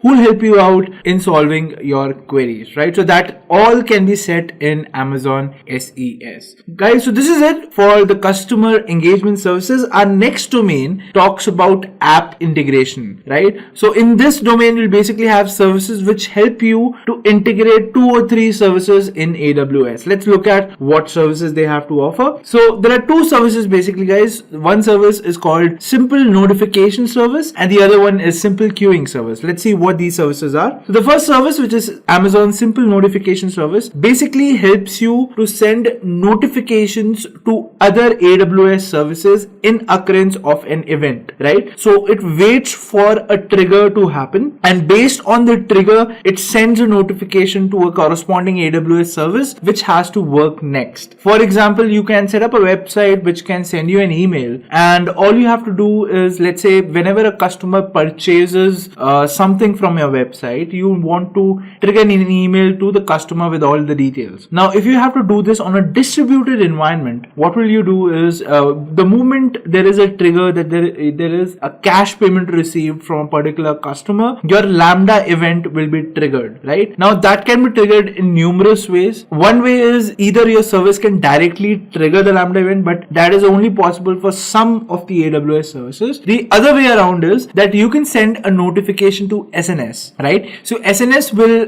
detect the type of notification received, and it will have a mapped out row as to which service it has to notify next. So in this case, it will receive the notification. It will see, okay, so this is the type of notification received. It will invoke the Lambda function, which will basically send out the email to your customer. All right. So this is how an SNS service basically works. As you can see in the diagram here as well, that you have a publisher. A publisher is a person who sends out the notification, right? The next thing that you do is the way of filtering out different kind of notifications in SNS is that you define topics. Okay. So based on the topics, the messages are filtered, and what you do is in the topics, you will define which service to basically trigger. And based on that, those services will be triggered, and the services to be triggered are basically called subscribers. Okay. So guys, this is how an SNS service actually works. Moving forward, now let's look at the simple queuing service. Now, what is a simple queue service? It's basically a queue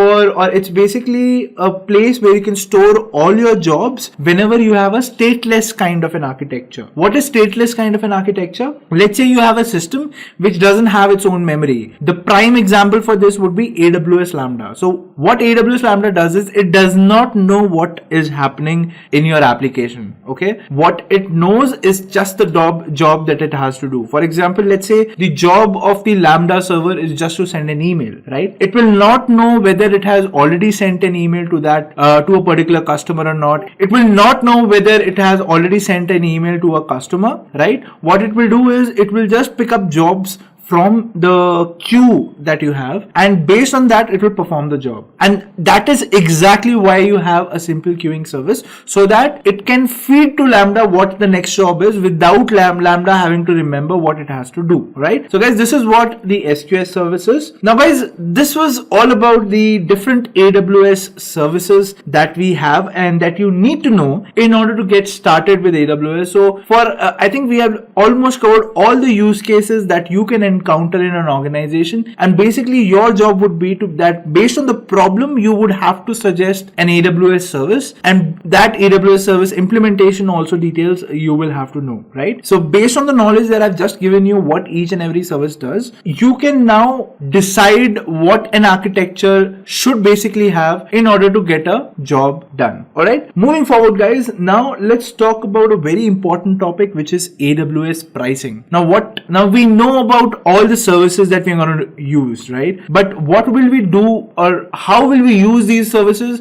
totally depends on the pricing of these services, correct? So let's move forward and understand how the pricing model works in AWS, and if I'm using a set of services, how will I be charged? How much will I be charged? So guys, the AWS pricing options are among these three, right? The first option is pay as you go model, which means whatever amount of time you will be using an instance for, or whatever amount of time you will be using a server for, that amount of time will be billed to you and will be given back to you. So whenever you will be launching any server, you will get a per hour basis charge on that particular service, right? So you can see that service, you can see what the charges are, and accordingly you will be charged whenever you terminate that instance or whenever there is a monthly billing cycle of yours which is ending, right? So the first model is pay as you go model, which is widely used. Second model is save when you reserve. Now what do you mean by that? Let's say you're launching a website today, right? And that website is for your company, and you foresee that I will be at least running this website for the next 3 years. Based on it's just a startup, I might not see that much growth, but I will sustain it for 3 years. In 3 years my website is gonna there, right? Let's say this is the scenario. So what you can do with AWS is you can opt for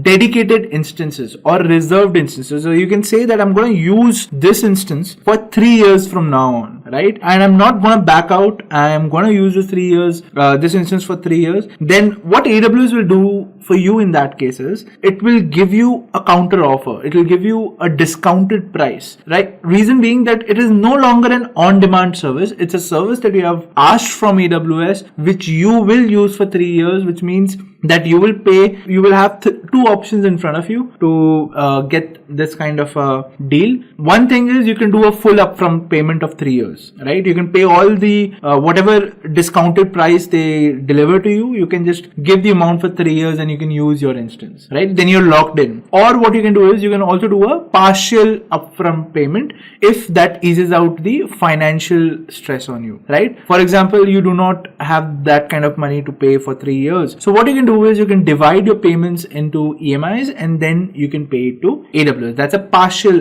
upfront payment. So with this, you can get discounts up to 70% of the pricing which is there in pay-as-you-go model, right? So the guys, that's very cheap. So if you have an application where you know the server that you're going to use is going to be there for like 2 or 3 years, then it's better to go for reserved instances where you can opt for taking a server and you'll get huge discounts on using them. All right. The third kind of pricing is pay less by using more. What this basically means is the more you will be using your instance, for example, your instance, the type of pricing that you get for instance is on a per hour basis, right? The more you will use your instance, the less the hourly rates will become, right? So that's also an awesome feature by AWS which says pay less by using more. All right. So guys, these were the pricing options in AWS. There's one more pricing option that you get in AWS which is called spot pricing. What is spot pricing or spot instances? Spot instances are basically idle instances which AWS is running, and what it does is it offers it to you in a cheaper price, right? So for example, it's 2 p.m. in the afternoon and I know that the load is less at this particular time. So what AWS will do is it will offer you some instances at a lowered price rate because those are just sitting idle over there, and if you want to use them, you can use them. So what happens in that case is you take that instance and you bid it, right? If you want to take that instance, you'll have to bid amount on that particular instance. The higher the bid amount is, obviously that bid amount will be lower than the actual rates, but the higher the bid amount is, that instance goes to that particular person, right? Now there is a catch in this basically, that if somebody bids higher than what you have bidded, in that case your instance will be stopped immediately and it will be given to someone else who has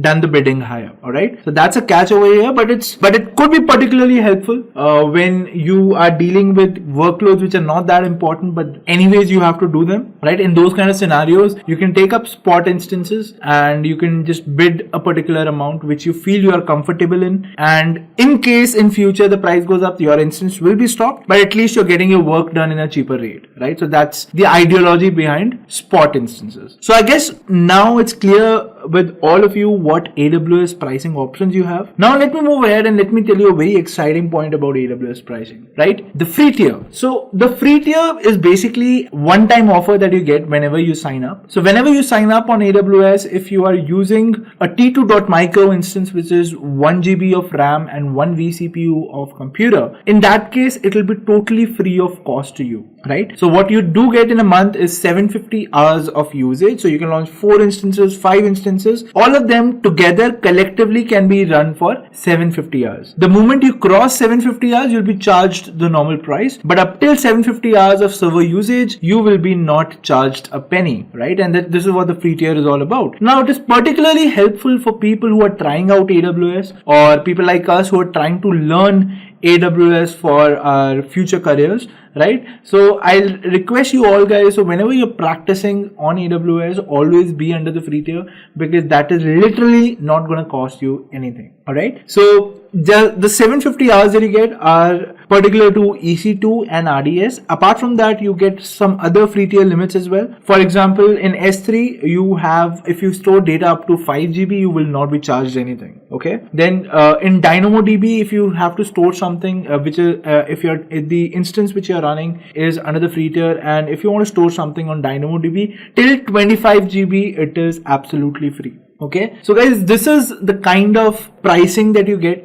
These are the kind of perks that you get when you're using AWS for the first time. For more details on AWS free tier, you can just visit the aws.amazon.com official website, and they'll give you all the details for. There are a lot of other services as well that they offer free tier in or free limits in. For example, the Amazon Connect the service that we discussed, which was basically a one-stop customer support center set up. In that you get in a month you will get the first 90 minutes of your calling for free. And the way you get charged for that particular service is not on the number of hours that you'd be using that service, but on the number of minutes a customer is speaking to an agent, right? That is how you get charged. That's, I think, pretty cool about Amazon Connect. Alright, moving forward guys, I think we have covered enough of theory. Now let's go ahead and do a hands-on where basically I'll show you guys how to set up your AWS services and how to migrate an application from your local computer onto AWS. So let's start off with our hands-on. So guys,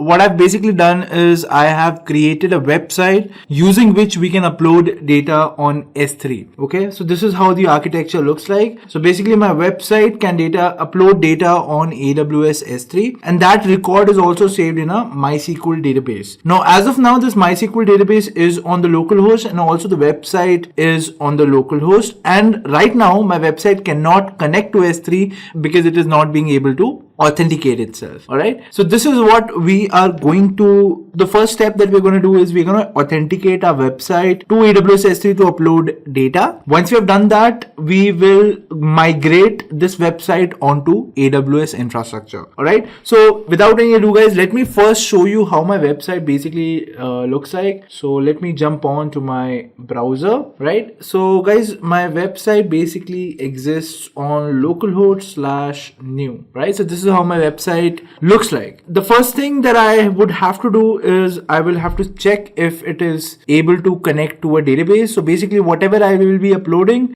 I can view that over here as a list, but right now it cannot connect to the database. So what I do is I'll open up my MySQL on my local host. Here it is, right? And now what I'll do is I'll create a database called images. So because that is what I have configured in my code, right? And now let me create a table with the name names, and let there be one field called name with the value as varchar, and let us give pretty big value so that any length of characters can fit in this particular table. All right, so it says no database selected. Oops, I'm sorry for that. So use images, and now let's create the table. So when I do a refresh over here, it should be able to connect, but now it will show you an empty list because there is nothing inside my database, right? If you want to show anything over here, it will basically be visible once a entry is made inside the database. Second thing is, right now if I try to upload anything, let me go to pictures and let's say this is the image that I upload. If I click on open and if I click on submit, my file basically will not be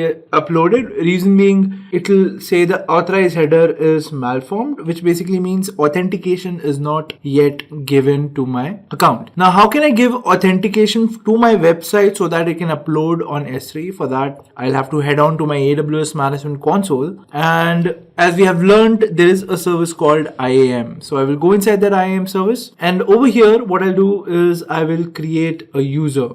Right, and let's say the username is web demo, and what I will have to give this user is the programmatic access, so that by code this user will be able to access all the services on AWS. Now the kind of services that I want my website to access is only S3, right? So let us put an S3 over here, and as you can see there's a permission over here which is Amazon S3 full access. Let's give this access to this particular user, and let's review it, and let's finally create the user. Once we have created the user guys, I will have the access key ID and I will have the secret key, access key. Now this is very important for my application to be authenticated. So what I'll do is I will just copy this access key ID. I will go to my terminal. I will create a new page, and this is my access ID guys, and this is what my secret access key looks like. Okay, so this is my access key, this is my secret access key, and this will be used to basically connect my website onto AWS S3. Okay, now let me show you how my index or how my code looks like guys. So guys, this is my code which I'll basically use to upload files onto S3. As you can see, the key and the secret key are not filled as of now. So let us fill the key first. So the key is this. Let us enter it over here, and the secret key is this. Right, so once I enter the key and secret access key, my website will now be able to authenticate itself onto S3, and now it should be able to upload objects into a bucket, right? Which bucket are we talking about? Let me quickly show you. So there's a bucket that I've just created on S3, and that bucket name is basically test Intellipaat. So as you can see, there are no objects in this bucket as of now, right? And now what I'm going to do is let me refresh this website. And as you can see, now it says new record created successfully. That is, the image that I chose earlier should now be uploaded over here. So now if I do a refresh, I can see there's one image that has been uploaded. Let's upload one more image for the sake of understanding it. Let's upload this particular image and let's click on submit. So what happens is the moment it takes up a file, it changes the name of the file into a random name, and then it uploads it over here. So if I refresh, you can see there's one more image which just has been uploaded. Now, what I can do is I can just go back to my website and I can just click on checklist. So this will give me a list of files which are uploaded onto my S3. If I click on this list, I can basically download the file from S3, and if I click on it, you can see the file. This is what I uploaded, right? Similarly, if I click on it over here, this is the file that I uploaded, right? Similarly, let me upload one more file so that it's clear for everyone. Let's say I upload, let us not take an image. Let us try to put something else. So let's say there's this app, this test.jar that I can upload. So let's just click on open and let's click on submit. So this is the file. I click on submit, and now if I do a refresh over here, I should have that file. Okay, so that file might be a little larger in size, that's why it's not uploading. So what I can do is let me take this particular image, right, and let me submit this. As you can see, a new record has been successfully created. If I click on checklist, there is a new image which has been added. If I click on this image, I can clearly see that this is the image that I uploaded. Similarly, if let us try some other file as well. Let's choose a file. Let's try to upload this Excel file. Let's click on submit. And when I do that, a new record has been created. Great. If I check the list, this is the Excel file that has just been uploaded. If I click here, the Excel file is downloaded. If I click open this basically file should now open, right? Great, guys. So I think our website is working fine, but the problem is this website exists on my local host, right? And right now it is basically feeding data onto my local MySQL instance. So if I basically would just do a select star from names. This is the name of the table. You can see that this is all the values that are there in the table, and these are the values that you can see over here. So the first thing that I should do is basically let us deploy a database on AWS through which my website will basically be connected. For that, I will be heading on to RDS. Since this database that I'm using is MySQL, let us try to deploy a MySQL database on AWS. So for that, I will be clicking on create database, and the type of database that I want is MySQL. Let's select that, and now let's click on next. Next, I want to create a dev environment or test environment because this is just a POC. So I've selected this and I'll click on next. Next, I can select the MySQL version. So let it leave it at default right now. And I want to enable only options which fall under the free tier usage. Okay, so let's select this option. And everything is filled automatically. Let's identify our DB using a name. Let's say it's web-demo, right? The master username, let's say the master username is Hemant. Let's specify the master password as well. And now let's finally click on next. Right now it will ask me which VPC do I want to put my instance into. So I have the default VPC where my instance is being launched in. That's great. Second thing is public accessibility. Do I want internet to be able to access RDS? So yes, I want public accessibility to be enabled. If I select no, in that case, there will not be any public IP which will be assigned to my RDS instance. Only the VPC in which my RDS instance resides in, only the instances launched in that particular instance or in that particular VPC would be able to access that RDS. So when I say VPC, it's basically a virtual private cloud, or it's basically a virtual network, right? So if I do not give public accessibility to my RDS, then it will only be able to connect to machines which reside in that particular network on which it is being deployed, right? Not on the internet. Okay. So, but because our website right now is in my local host, from local host, I should be able to upload data onto the database of AWS. So for that, I will need public accessibility, right? Do I want to create a new security group? No, I don't want to. Let us select the default security group. Okay. What should be the database name? So the database name would be the same that I've given for my local MySQL instance, which is images. Rest you can just leave at default.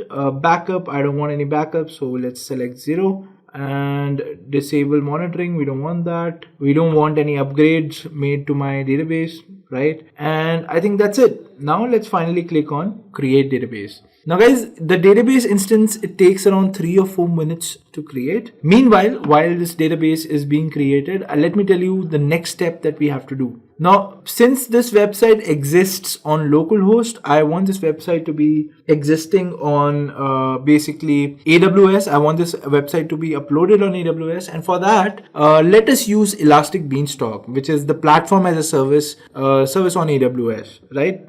So let's open the AWS Management Console, and now let's head on to Elastic Beanstalk. In Elastic Beanstalk, you can basically upload your website, and I'll show you how you can upload your website, and you don't have to configure anything on the instance. Every software, everything will be configured by Elastic Beanstalk itself. So as you can see, when you reach this page, you just have to click on Get Started, and now it'll ask you the application name. Let's say the application name is web-demo. Right? What platform is my website based on? So it's based on PHP. Do I want a sample application to be deployed previously? Yes, I do. So I'll just click on create application now. So guys, this will basically create a web app for me in Elastic Beanstalk. We have done this earlier as well. We're doing it once more so that we can upload our own website onto this particular Elastic Beanstalk application. Okay, so it'll again take guys 3 to 4 minutes for Elastic Beanstalk to get deployed. Meanwhile, let's check if our RDS is ready. I'll just head on to RDS. I can see there's an instance which is running. So it is still in the creation phase. So once the creation phase is over, you would be able to get an endpoint over here. So an endpoint is basically a URL through which you will be able to connect to your database. All right. So let us wait for this database to be ready. And once it is, I will try to connect to this database from my localhost and see how that goes.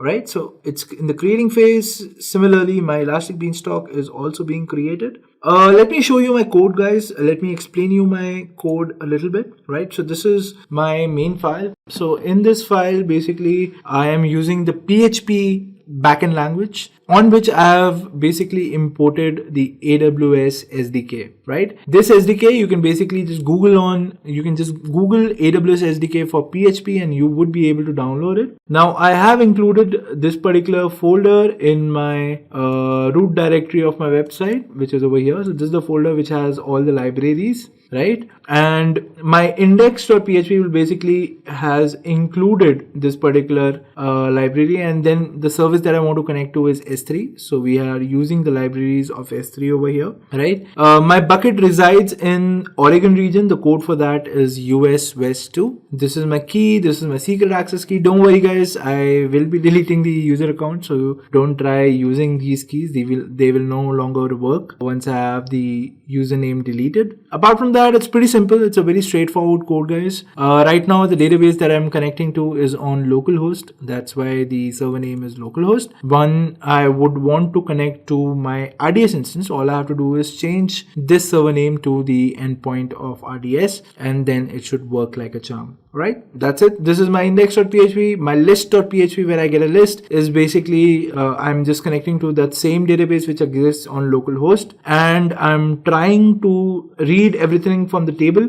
This is the field that I'm reading. On the front of that name, I'm attaching this URL. So this is the URL for my bucket, and this remains the same for each and every object which gets uploaded, right? So I'm uploading, I'm attaching this along with the name, and this I am basically storing in an ahref tag, which basically gives me a link on my website, right? So if I can show you over here. As you can see, this is a list, right? And this is the link. So this link is basically a ahref link in which I have embedded this URL with my file name. All right. So once I've done that, it works great. It works like it is supposed to. Now, I guess we should go ahead and check if my RDS is ready. Yes, guys. So my RDS is now in the available state. So how do you connect to RDS? There will be a database which has been created on my RDS, but still the table is still not created, right? So first I'll have to create a table on this RDS instance, which would basically be exactly the table like what I have on my local host. So how do I connect to my RDS? So just copy this endpoint, guys. And now you'll have to go on to CMD, right? So once you are on the CMD, guys, the next step is to go to the bin directory of your MySQL installation. So my MySQL installation is basically in WAM64. So I'm going to go in there, right? So I'm inside the bin directory now. Next thing would be that I will have to call in MySQL. -h would be the host name. The host name in my case is the Amazon's host name, which is this. The username for this RDS instance, it's Hemant. And the password is this. Let me specify it over here. Let's hit enter. And now, if everything has went well, I should be able to connect to my RDS instance. Let's wait. So while this is happening, guys, if it gets stuck like this, it could be that you're not able to connect to your instance, and the reason for that could be in the security group. So you'll have to check if the inbound rules for the security group are open to accept traffic. So let's click on inbound, and yes, so this is the problem over here. It's allowing all traffic, but it's only allowing to this particular security group. So what I'll do is I'll make it anywhere and I'll save it. Once I do this, let us come back here and try to run the command again. I'll enter the password and hit enter. So as you can see, I have successfully connected to my MySQL instance, which resides on AWS. Now this instance should have a database called images. Let's use that. And now let's create a table which would be the same as what I did on my local host. So the table name would be names and the field name would be name, and the type of information that can go in is varchar. Let's specify that. Okay, so my table is now successfully created, guys, and now my database is ready to basically take in data. Now what I'll be doing is let us go back to RDS and let's copy this endpoint, and now let's make our website maybe be able to basically interact with my RDS instance. So it's pretty simple. Just change the server name to the endpoint of RDS. The username in my case is Hemant, and the password in my case for my RDS instance is Hemant1994. All right, that's it, guys. That's all we have to do. And let's save this code. Similarly, in my list, I will have to change the values from localhost to these variables. I'll save it. And now when I go back to my website, let us open the local MySQL instance also. So this was my local MySQL instance. As you can see, there are only 4 entries over here, right? Now let's choose a file. Let's try to upload the same XLXX file, the Excel file that is, and let's now click on submit. So it says new record created successfully, but let us check here if this is where my data has been entered. So no, my data has not been entered over here. Let us check on my RDS if my data is being entered correctly over here. Select star from names. So yes, a data has been entered over here with the this particular name. And if I click on checklist, as you can see, even here I get the same value. So you can compare that this is the name that I'm getting over here and this is the name that I'm getting on my website. If I click here, I'd be able to download that Excel file successfully. Great, guys, this is what I wanted. So now my website is basically connected to my database instance on AWS. It was that simple. Now the next step is basically to put this website on AWS for good so that everybody in the world can access it. Now how can I do that? This is my Elastic Beanstalk, guys, and this is the dashboard that I get when I use the platform as a service instance. Right now it says here upload and deploy. So that's what I'm going to do. I'm going to click on upload and deploy. And now it's going to ask me to choose a file. Now the way you can upload a website over here, guys, is you will have to go to your website codes, right? And then you will have to zip these files like this, right? So once the files have been zipped, this zip has to be uploaded over here. So I'll choose a file. Let me go into that folder where I have the zip. Here's the folder. Let's click on open. Version label, let's try to give this version label as 1.0. Okay. And now let's click on deploy. So now my website is now getting deployed to AWS Elastic Beanstalk. It will hardly take some 2 or 3 minutes for my website to be ready on this particular platform. And once it is, we'll be able to use it via this particular link. This link will basically be my application now that I've shown you on localhost. This will now be available on this particular link. So let me close all the unnecessary windows. And now let's wait for this to be ready. Okay, so it will take around 2 to 3 minutes, like I said, and whatever version that I've specified, that version will now be reflected over here. Okay, so it would be AWS 1.0. So let's say in the future I make change to my code, any kind of change to my code, I would be able to upload it over here in the same manner possible. That is, I will have to click on upload and deploy, and then I will have to increment the version. I will show you that as well. Let this complete, and then we will go ahead and check. So as you can see, my running version is now AWS 1.0. Great. So this is what I wanted. Now it's the moment of truth. Let's try to go to this URL and see if our website is working or not. So great guys, my website is now available on this particular URL. Let's try to check if it is able to upload everything. So let's first check a list. So we have one file which is there in my database, which is uploaded. Now let's choose a file. Let's try to upload the zip file itself, right? I'm not sure if it will be able to upload. Let's check. So the uploading has started. It says new record created successfully. Awesome. Let's go here. Let's refresh this. As you can see, a new entry has been made. Let's try to download this.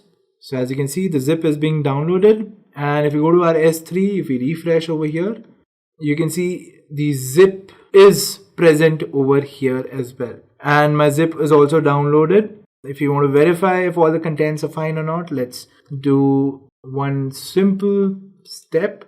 Let's create a new folder here, right? And now let's try to paste this extract over here. It will extract all the files. Click on OK. So all the files are now being extracted. Let's do a Control X and let's paste here. Let's delete these files. So basically on my localhost hello, there should be a file. My website should be up and running. So localhost/hello. So as you can see, I can see my website over here. And if I do a checklist, if I do a list.php here, I should be able to see even the list. So that means these files that have now been uploaded to S3 are working correctly. And also I have successfully migrated my website, which is there on my localhost, onto Elastic Beanstalk without even going to the terminal, without installing any software on the server, right? It is now up and ready, and anyone who will visit this particular URL will be able to access my website. Okay, and as simple as that, guys. And it's basically hosting my files as well. My files are now all available on this particular link. So anywhere in the world, if anybody would go to this particular link, they will be able to access these files. They just have to click on it and they'll be able to download it. All right. I think this is it. Alright guys, so now that you have a fair idea about what AWS is, let's move on and talk about the top interview questions that will be asked to you in your next interview. Right? So let's get started.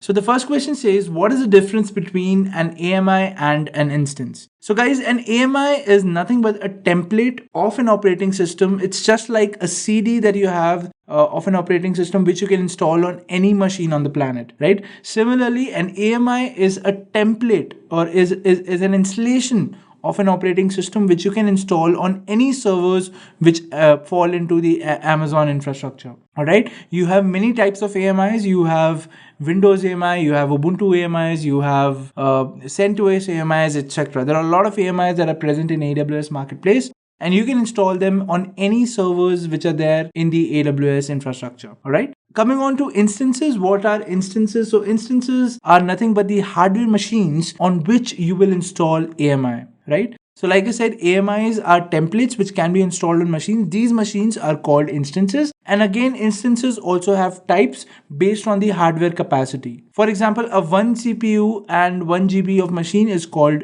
T2.micro, right? Similarly, you have T2.large, you have T2.extra large, then you have IO intensive machines, you have storage intensive machines, you have memory intensive machines, and all of these have been classified in different classes, right? Depending on their hardware capability. So this was the difference between an AMI and an instance.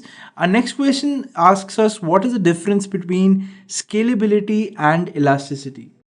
Alright, so guys, scalability versus elasticity is a very confusing topic, and if you think about it, so scalability is nothing but increasing the machine's resources. For example, if your machine has 8 GB of RAM today, you increase it to 16 GB. Therefore, the number of machines are not increasing. You are basically just increasing the specification of the machine, right? And this is called scalability. When we talk about elasticity, we are basically increasing the number of machines present in an architecture. We are not increasing the specification of any machine. For example, we choose that we require a 3 GB machine with say around 8 GB or 10 GB of storage, right? So any replica which will be made or any auto scaling which will happen, it will only happen to the number of machines. It will nowhere be related to the specification of the machine. The specification of the machine will be fixed. The number of machines will go up and down, and this is called elasticity. On the other hand, scalability is basically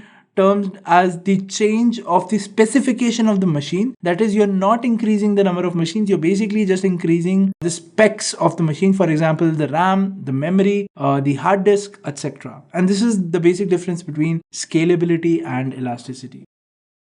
Moving forward, our next question is, which AWS offering enables customers to find, buy, and immediately start using software solutions in their AWS environment? Now, you can think of it as, say, you want a deep learning AMI, or you want a Windows Server AMI with specific software is installed on it, right? So some of them are available for free, but some of them can be purchased in the AWS Marketplace. So the answer for this is AWS Marketplace. It's basically a place where you can buy all the AWS systems that you, or all the AWS or non-AWS softwares that you require to run on the AWS infrastructure, right? So the answer is AWS Marketplace.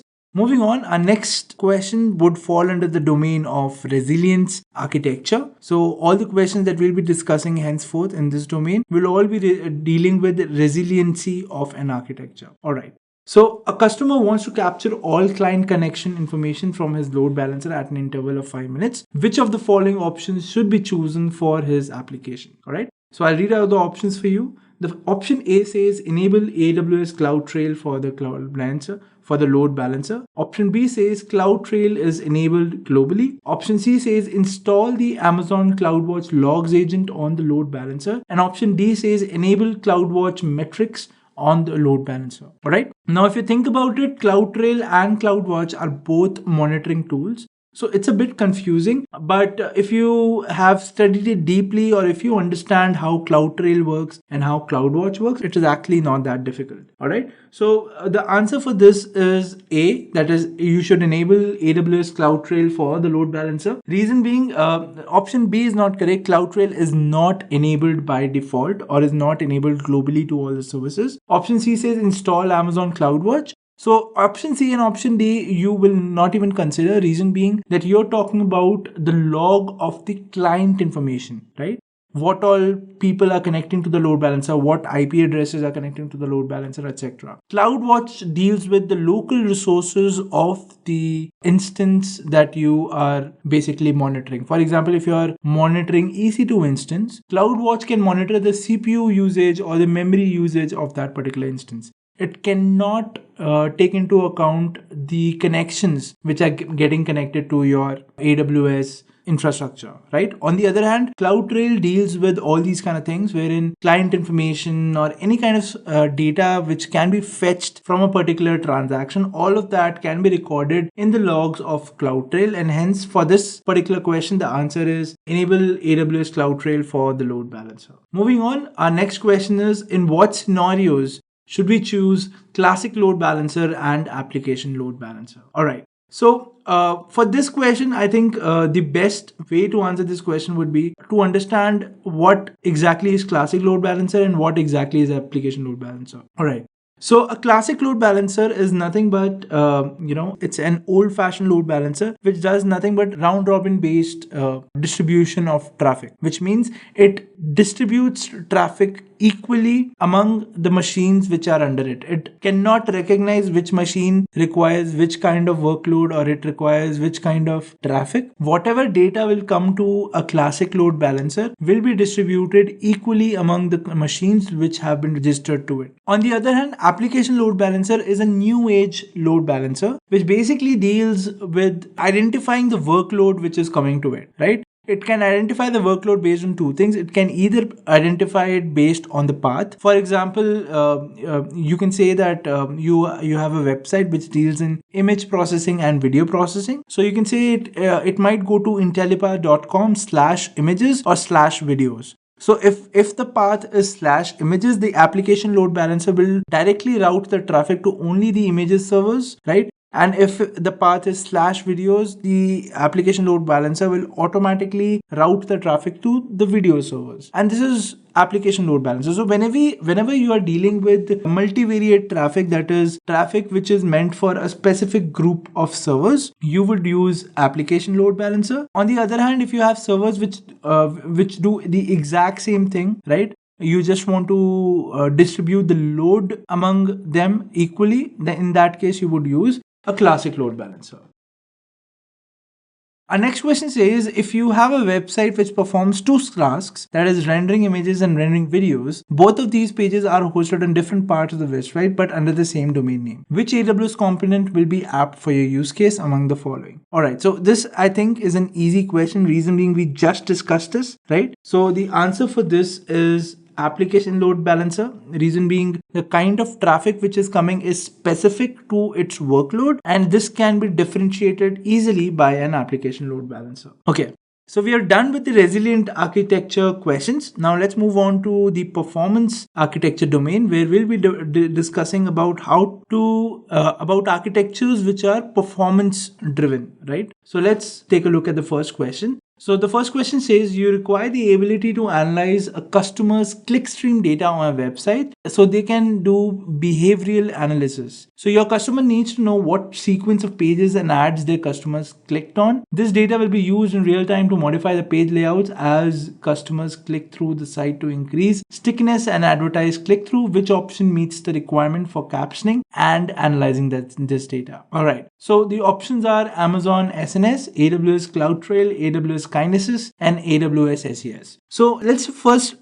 start with the odd one out options, right? So we have Amazon SNS, which deals with notifications. So obviously, because we want to basically we want to track user data, right? So SNS would not be the apt choice for it, because sending multiple notifications in a short amount of time would not be apt. Similarly, SES would also not be the apt choice, because then we will be getting emails on basically the user behavior, and this would amount to a lot of emails. So hence it's not an appropriate solution, I think. Then we have AWS CloudTrail and AWS Kinesis. Actually, both these servers can do this work, but the keyword over here is real time, right? You want the data to be in real time. So since the data has to be in real time, you will choose AWS Kinesis. CloudTrail cannot pass on logs for real-time analysis. Kinesis is specially built for this particular purpose, and hence for this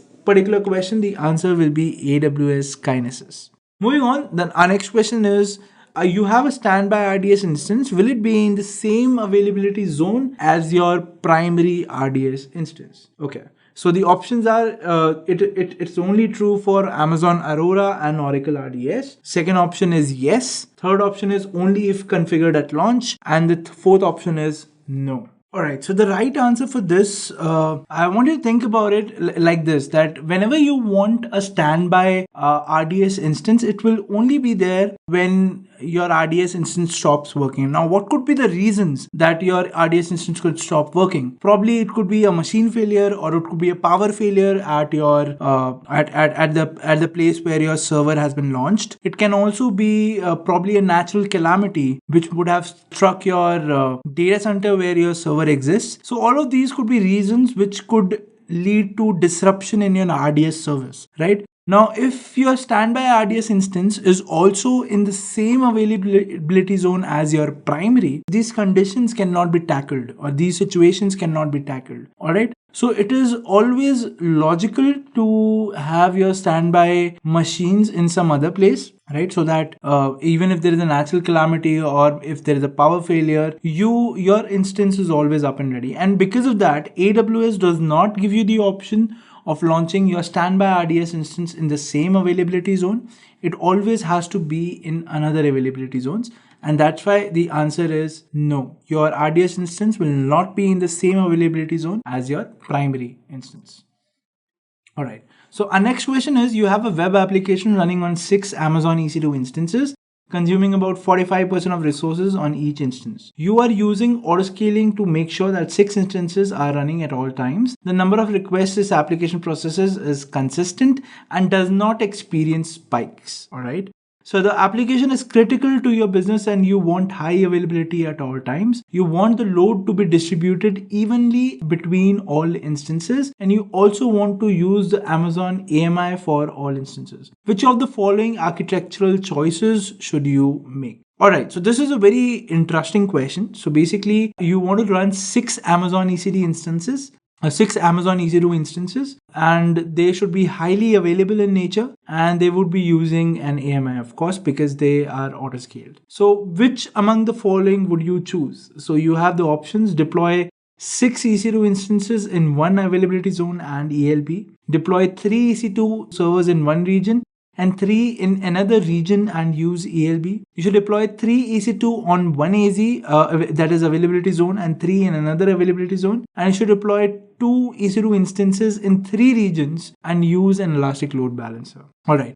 Now, the correct answer for this would be C. The reason being that AMIs are not available across regions. Right? So if you have created an AMI in one region, it will not be automatically available in another region. You will have to do some changes and only then, or do some operations and only then it will be available in the another region. So this is reason number 1. So the region options mentioned over here get casted out because of this reason. Second, if you look at the first option, which says deploy 6 EC2 instances in one availability zone, that defeats the purpose of high availability, because like I said, if there is any natural calamity or a power failure at a data center, then all your instances will be down. So it's always advisable to have your servers distributed.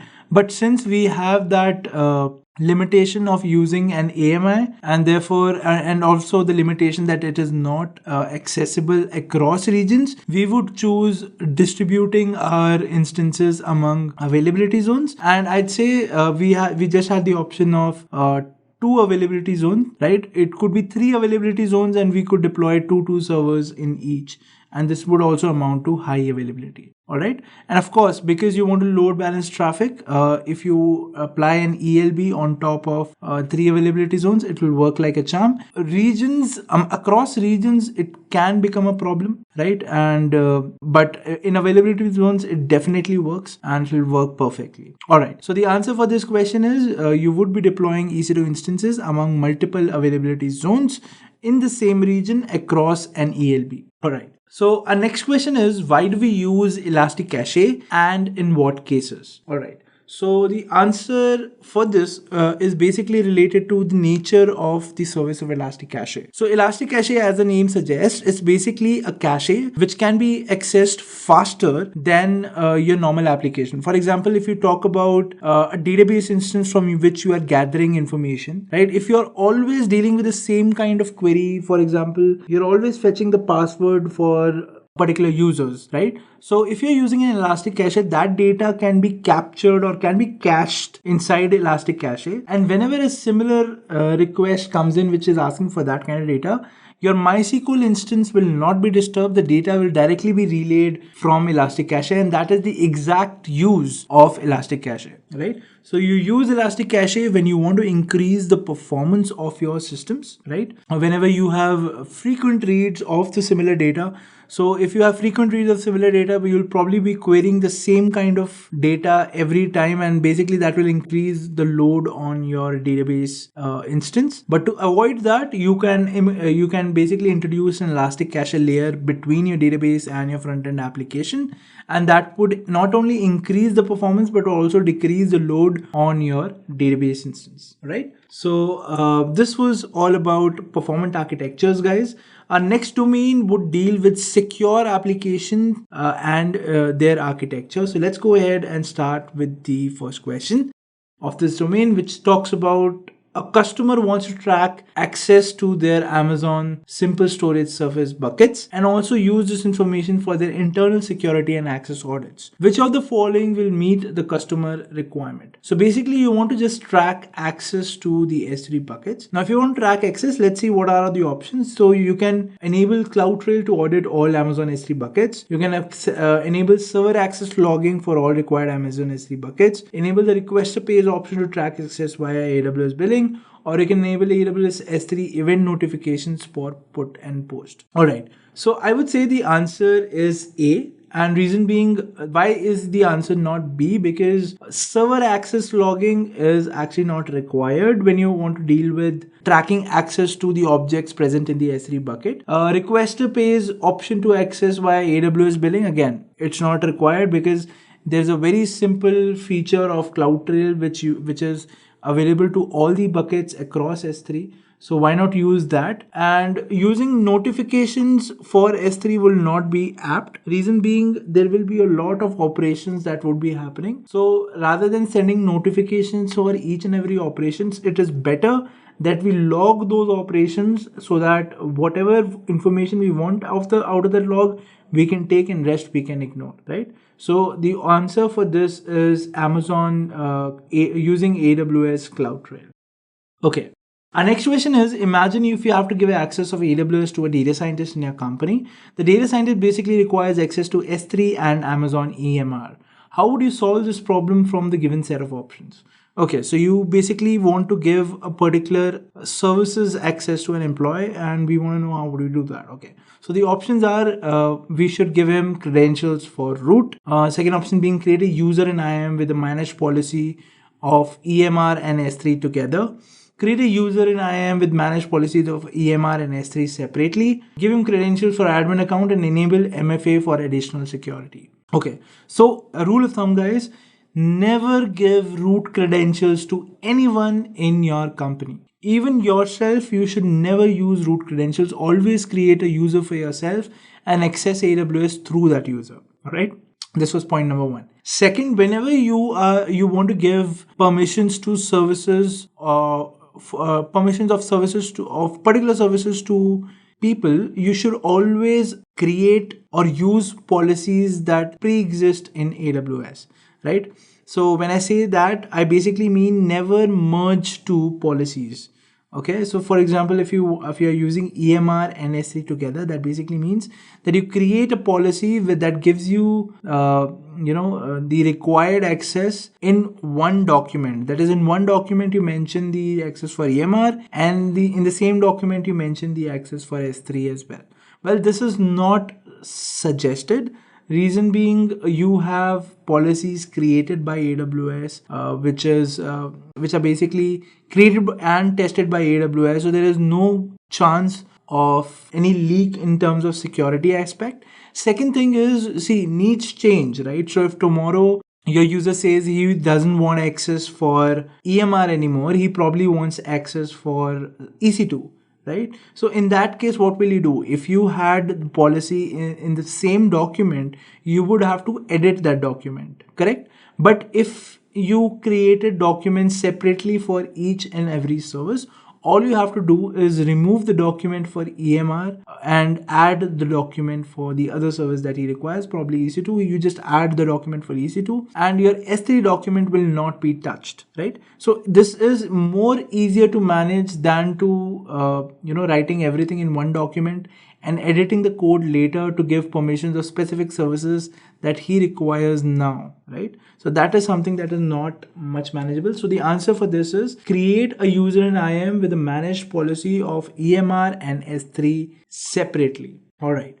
Let's move on to the next question. So how would a system administrator add an additional layer of login security to a user's AWS management console? So this is a simple question. The answer for this is enable multi-factor authentication. So multi-factor authentication basically deals with rotating keys, that the keys are always rotating. So every 30 seconds, a new key is generated, and this key is required while you're logging in. So once you've entered your email and password, it will not straight away log you in. It will again give you a confirmation page for a code that you have to enter, which will be valid for those 30 seconds. Now this can be done using apps. So you have an app called, if you have an app from Google, you have apps from other third-party vendors as well, right? So these apps are basically compliant with your AWS, right? And you can use them to have access to the keys which are changed at every 30 seconds, all right?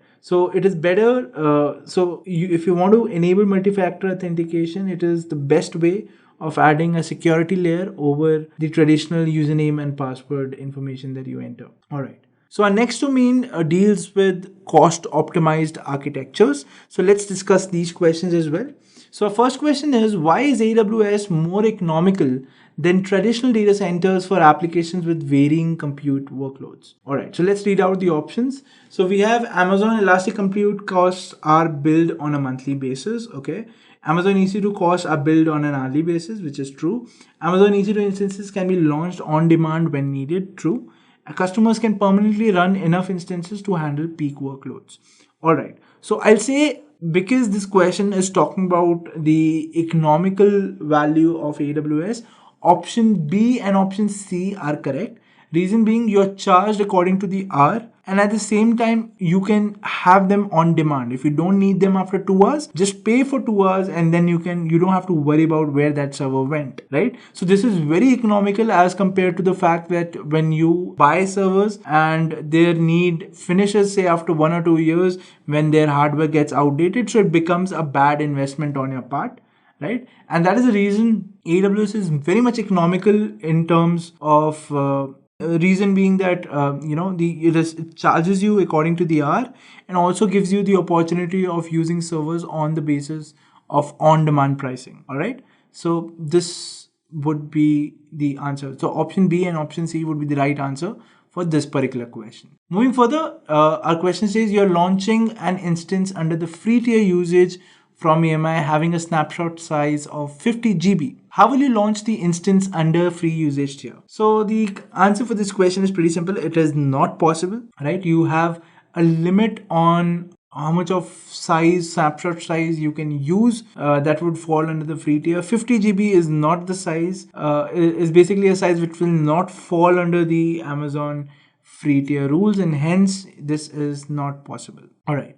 Our next question says your company runs a multi-tier web application. The web application does video processing. There are 2 types of users which access this service: premium users and free edition users. The SLA for the premium users for the video processing is fixed, while for the free users it is indefinite. That is a maximum time limit of 48 hours. How would you propose the architecture for this application, keeping in mind cost efficiency? All right, so to rephrase this question, basically you have an application which has 2 kinds of traffic. One is free traffic and one is premium traffic.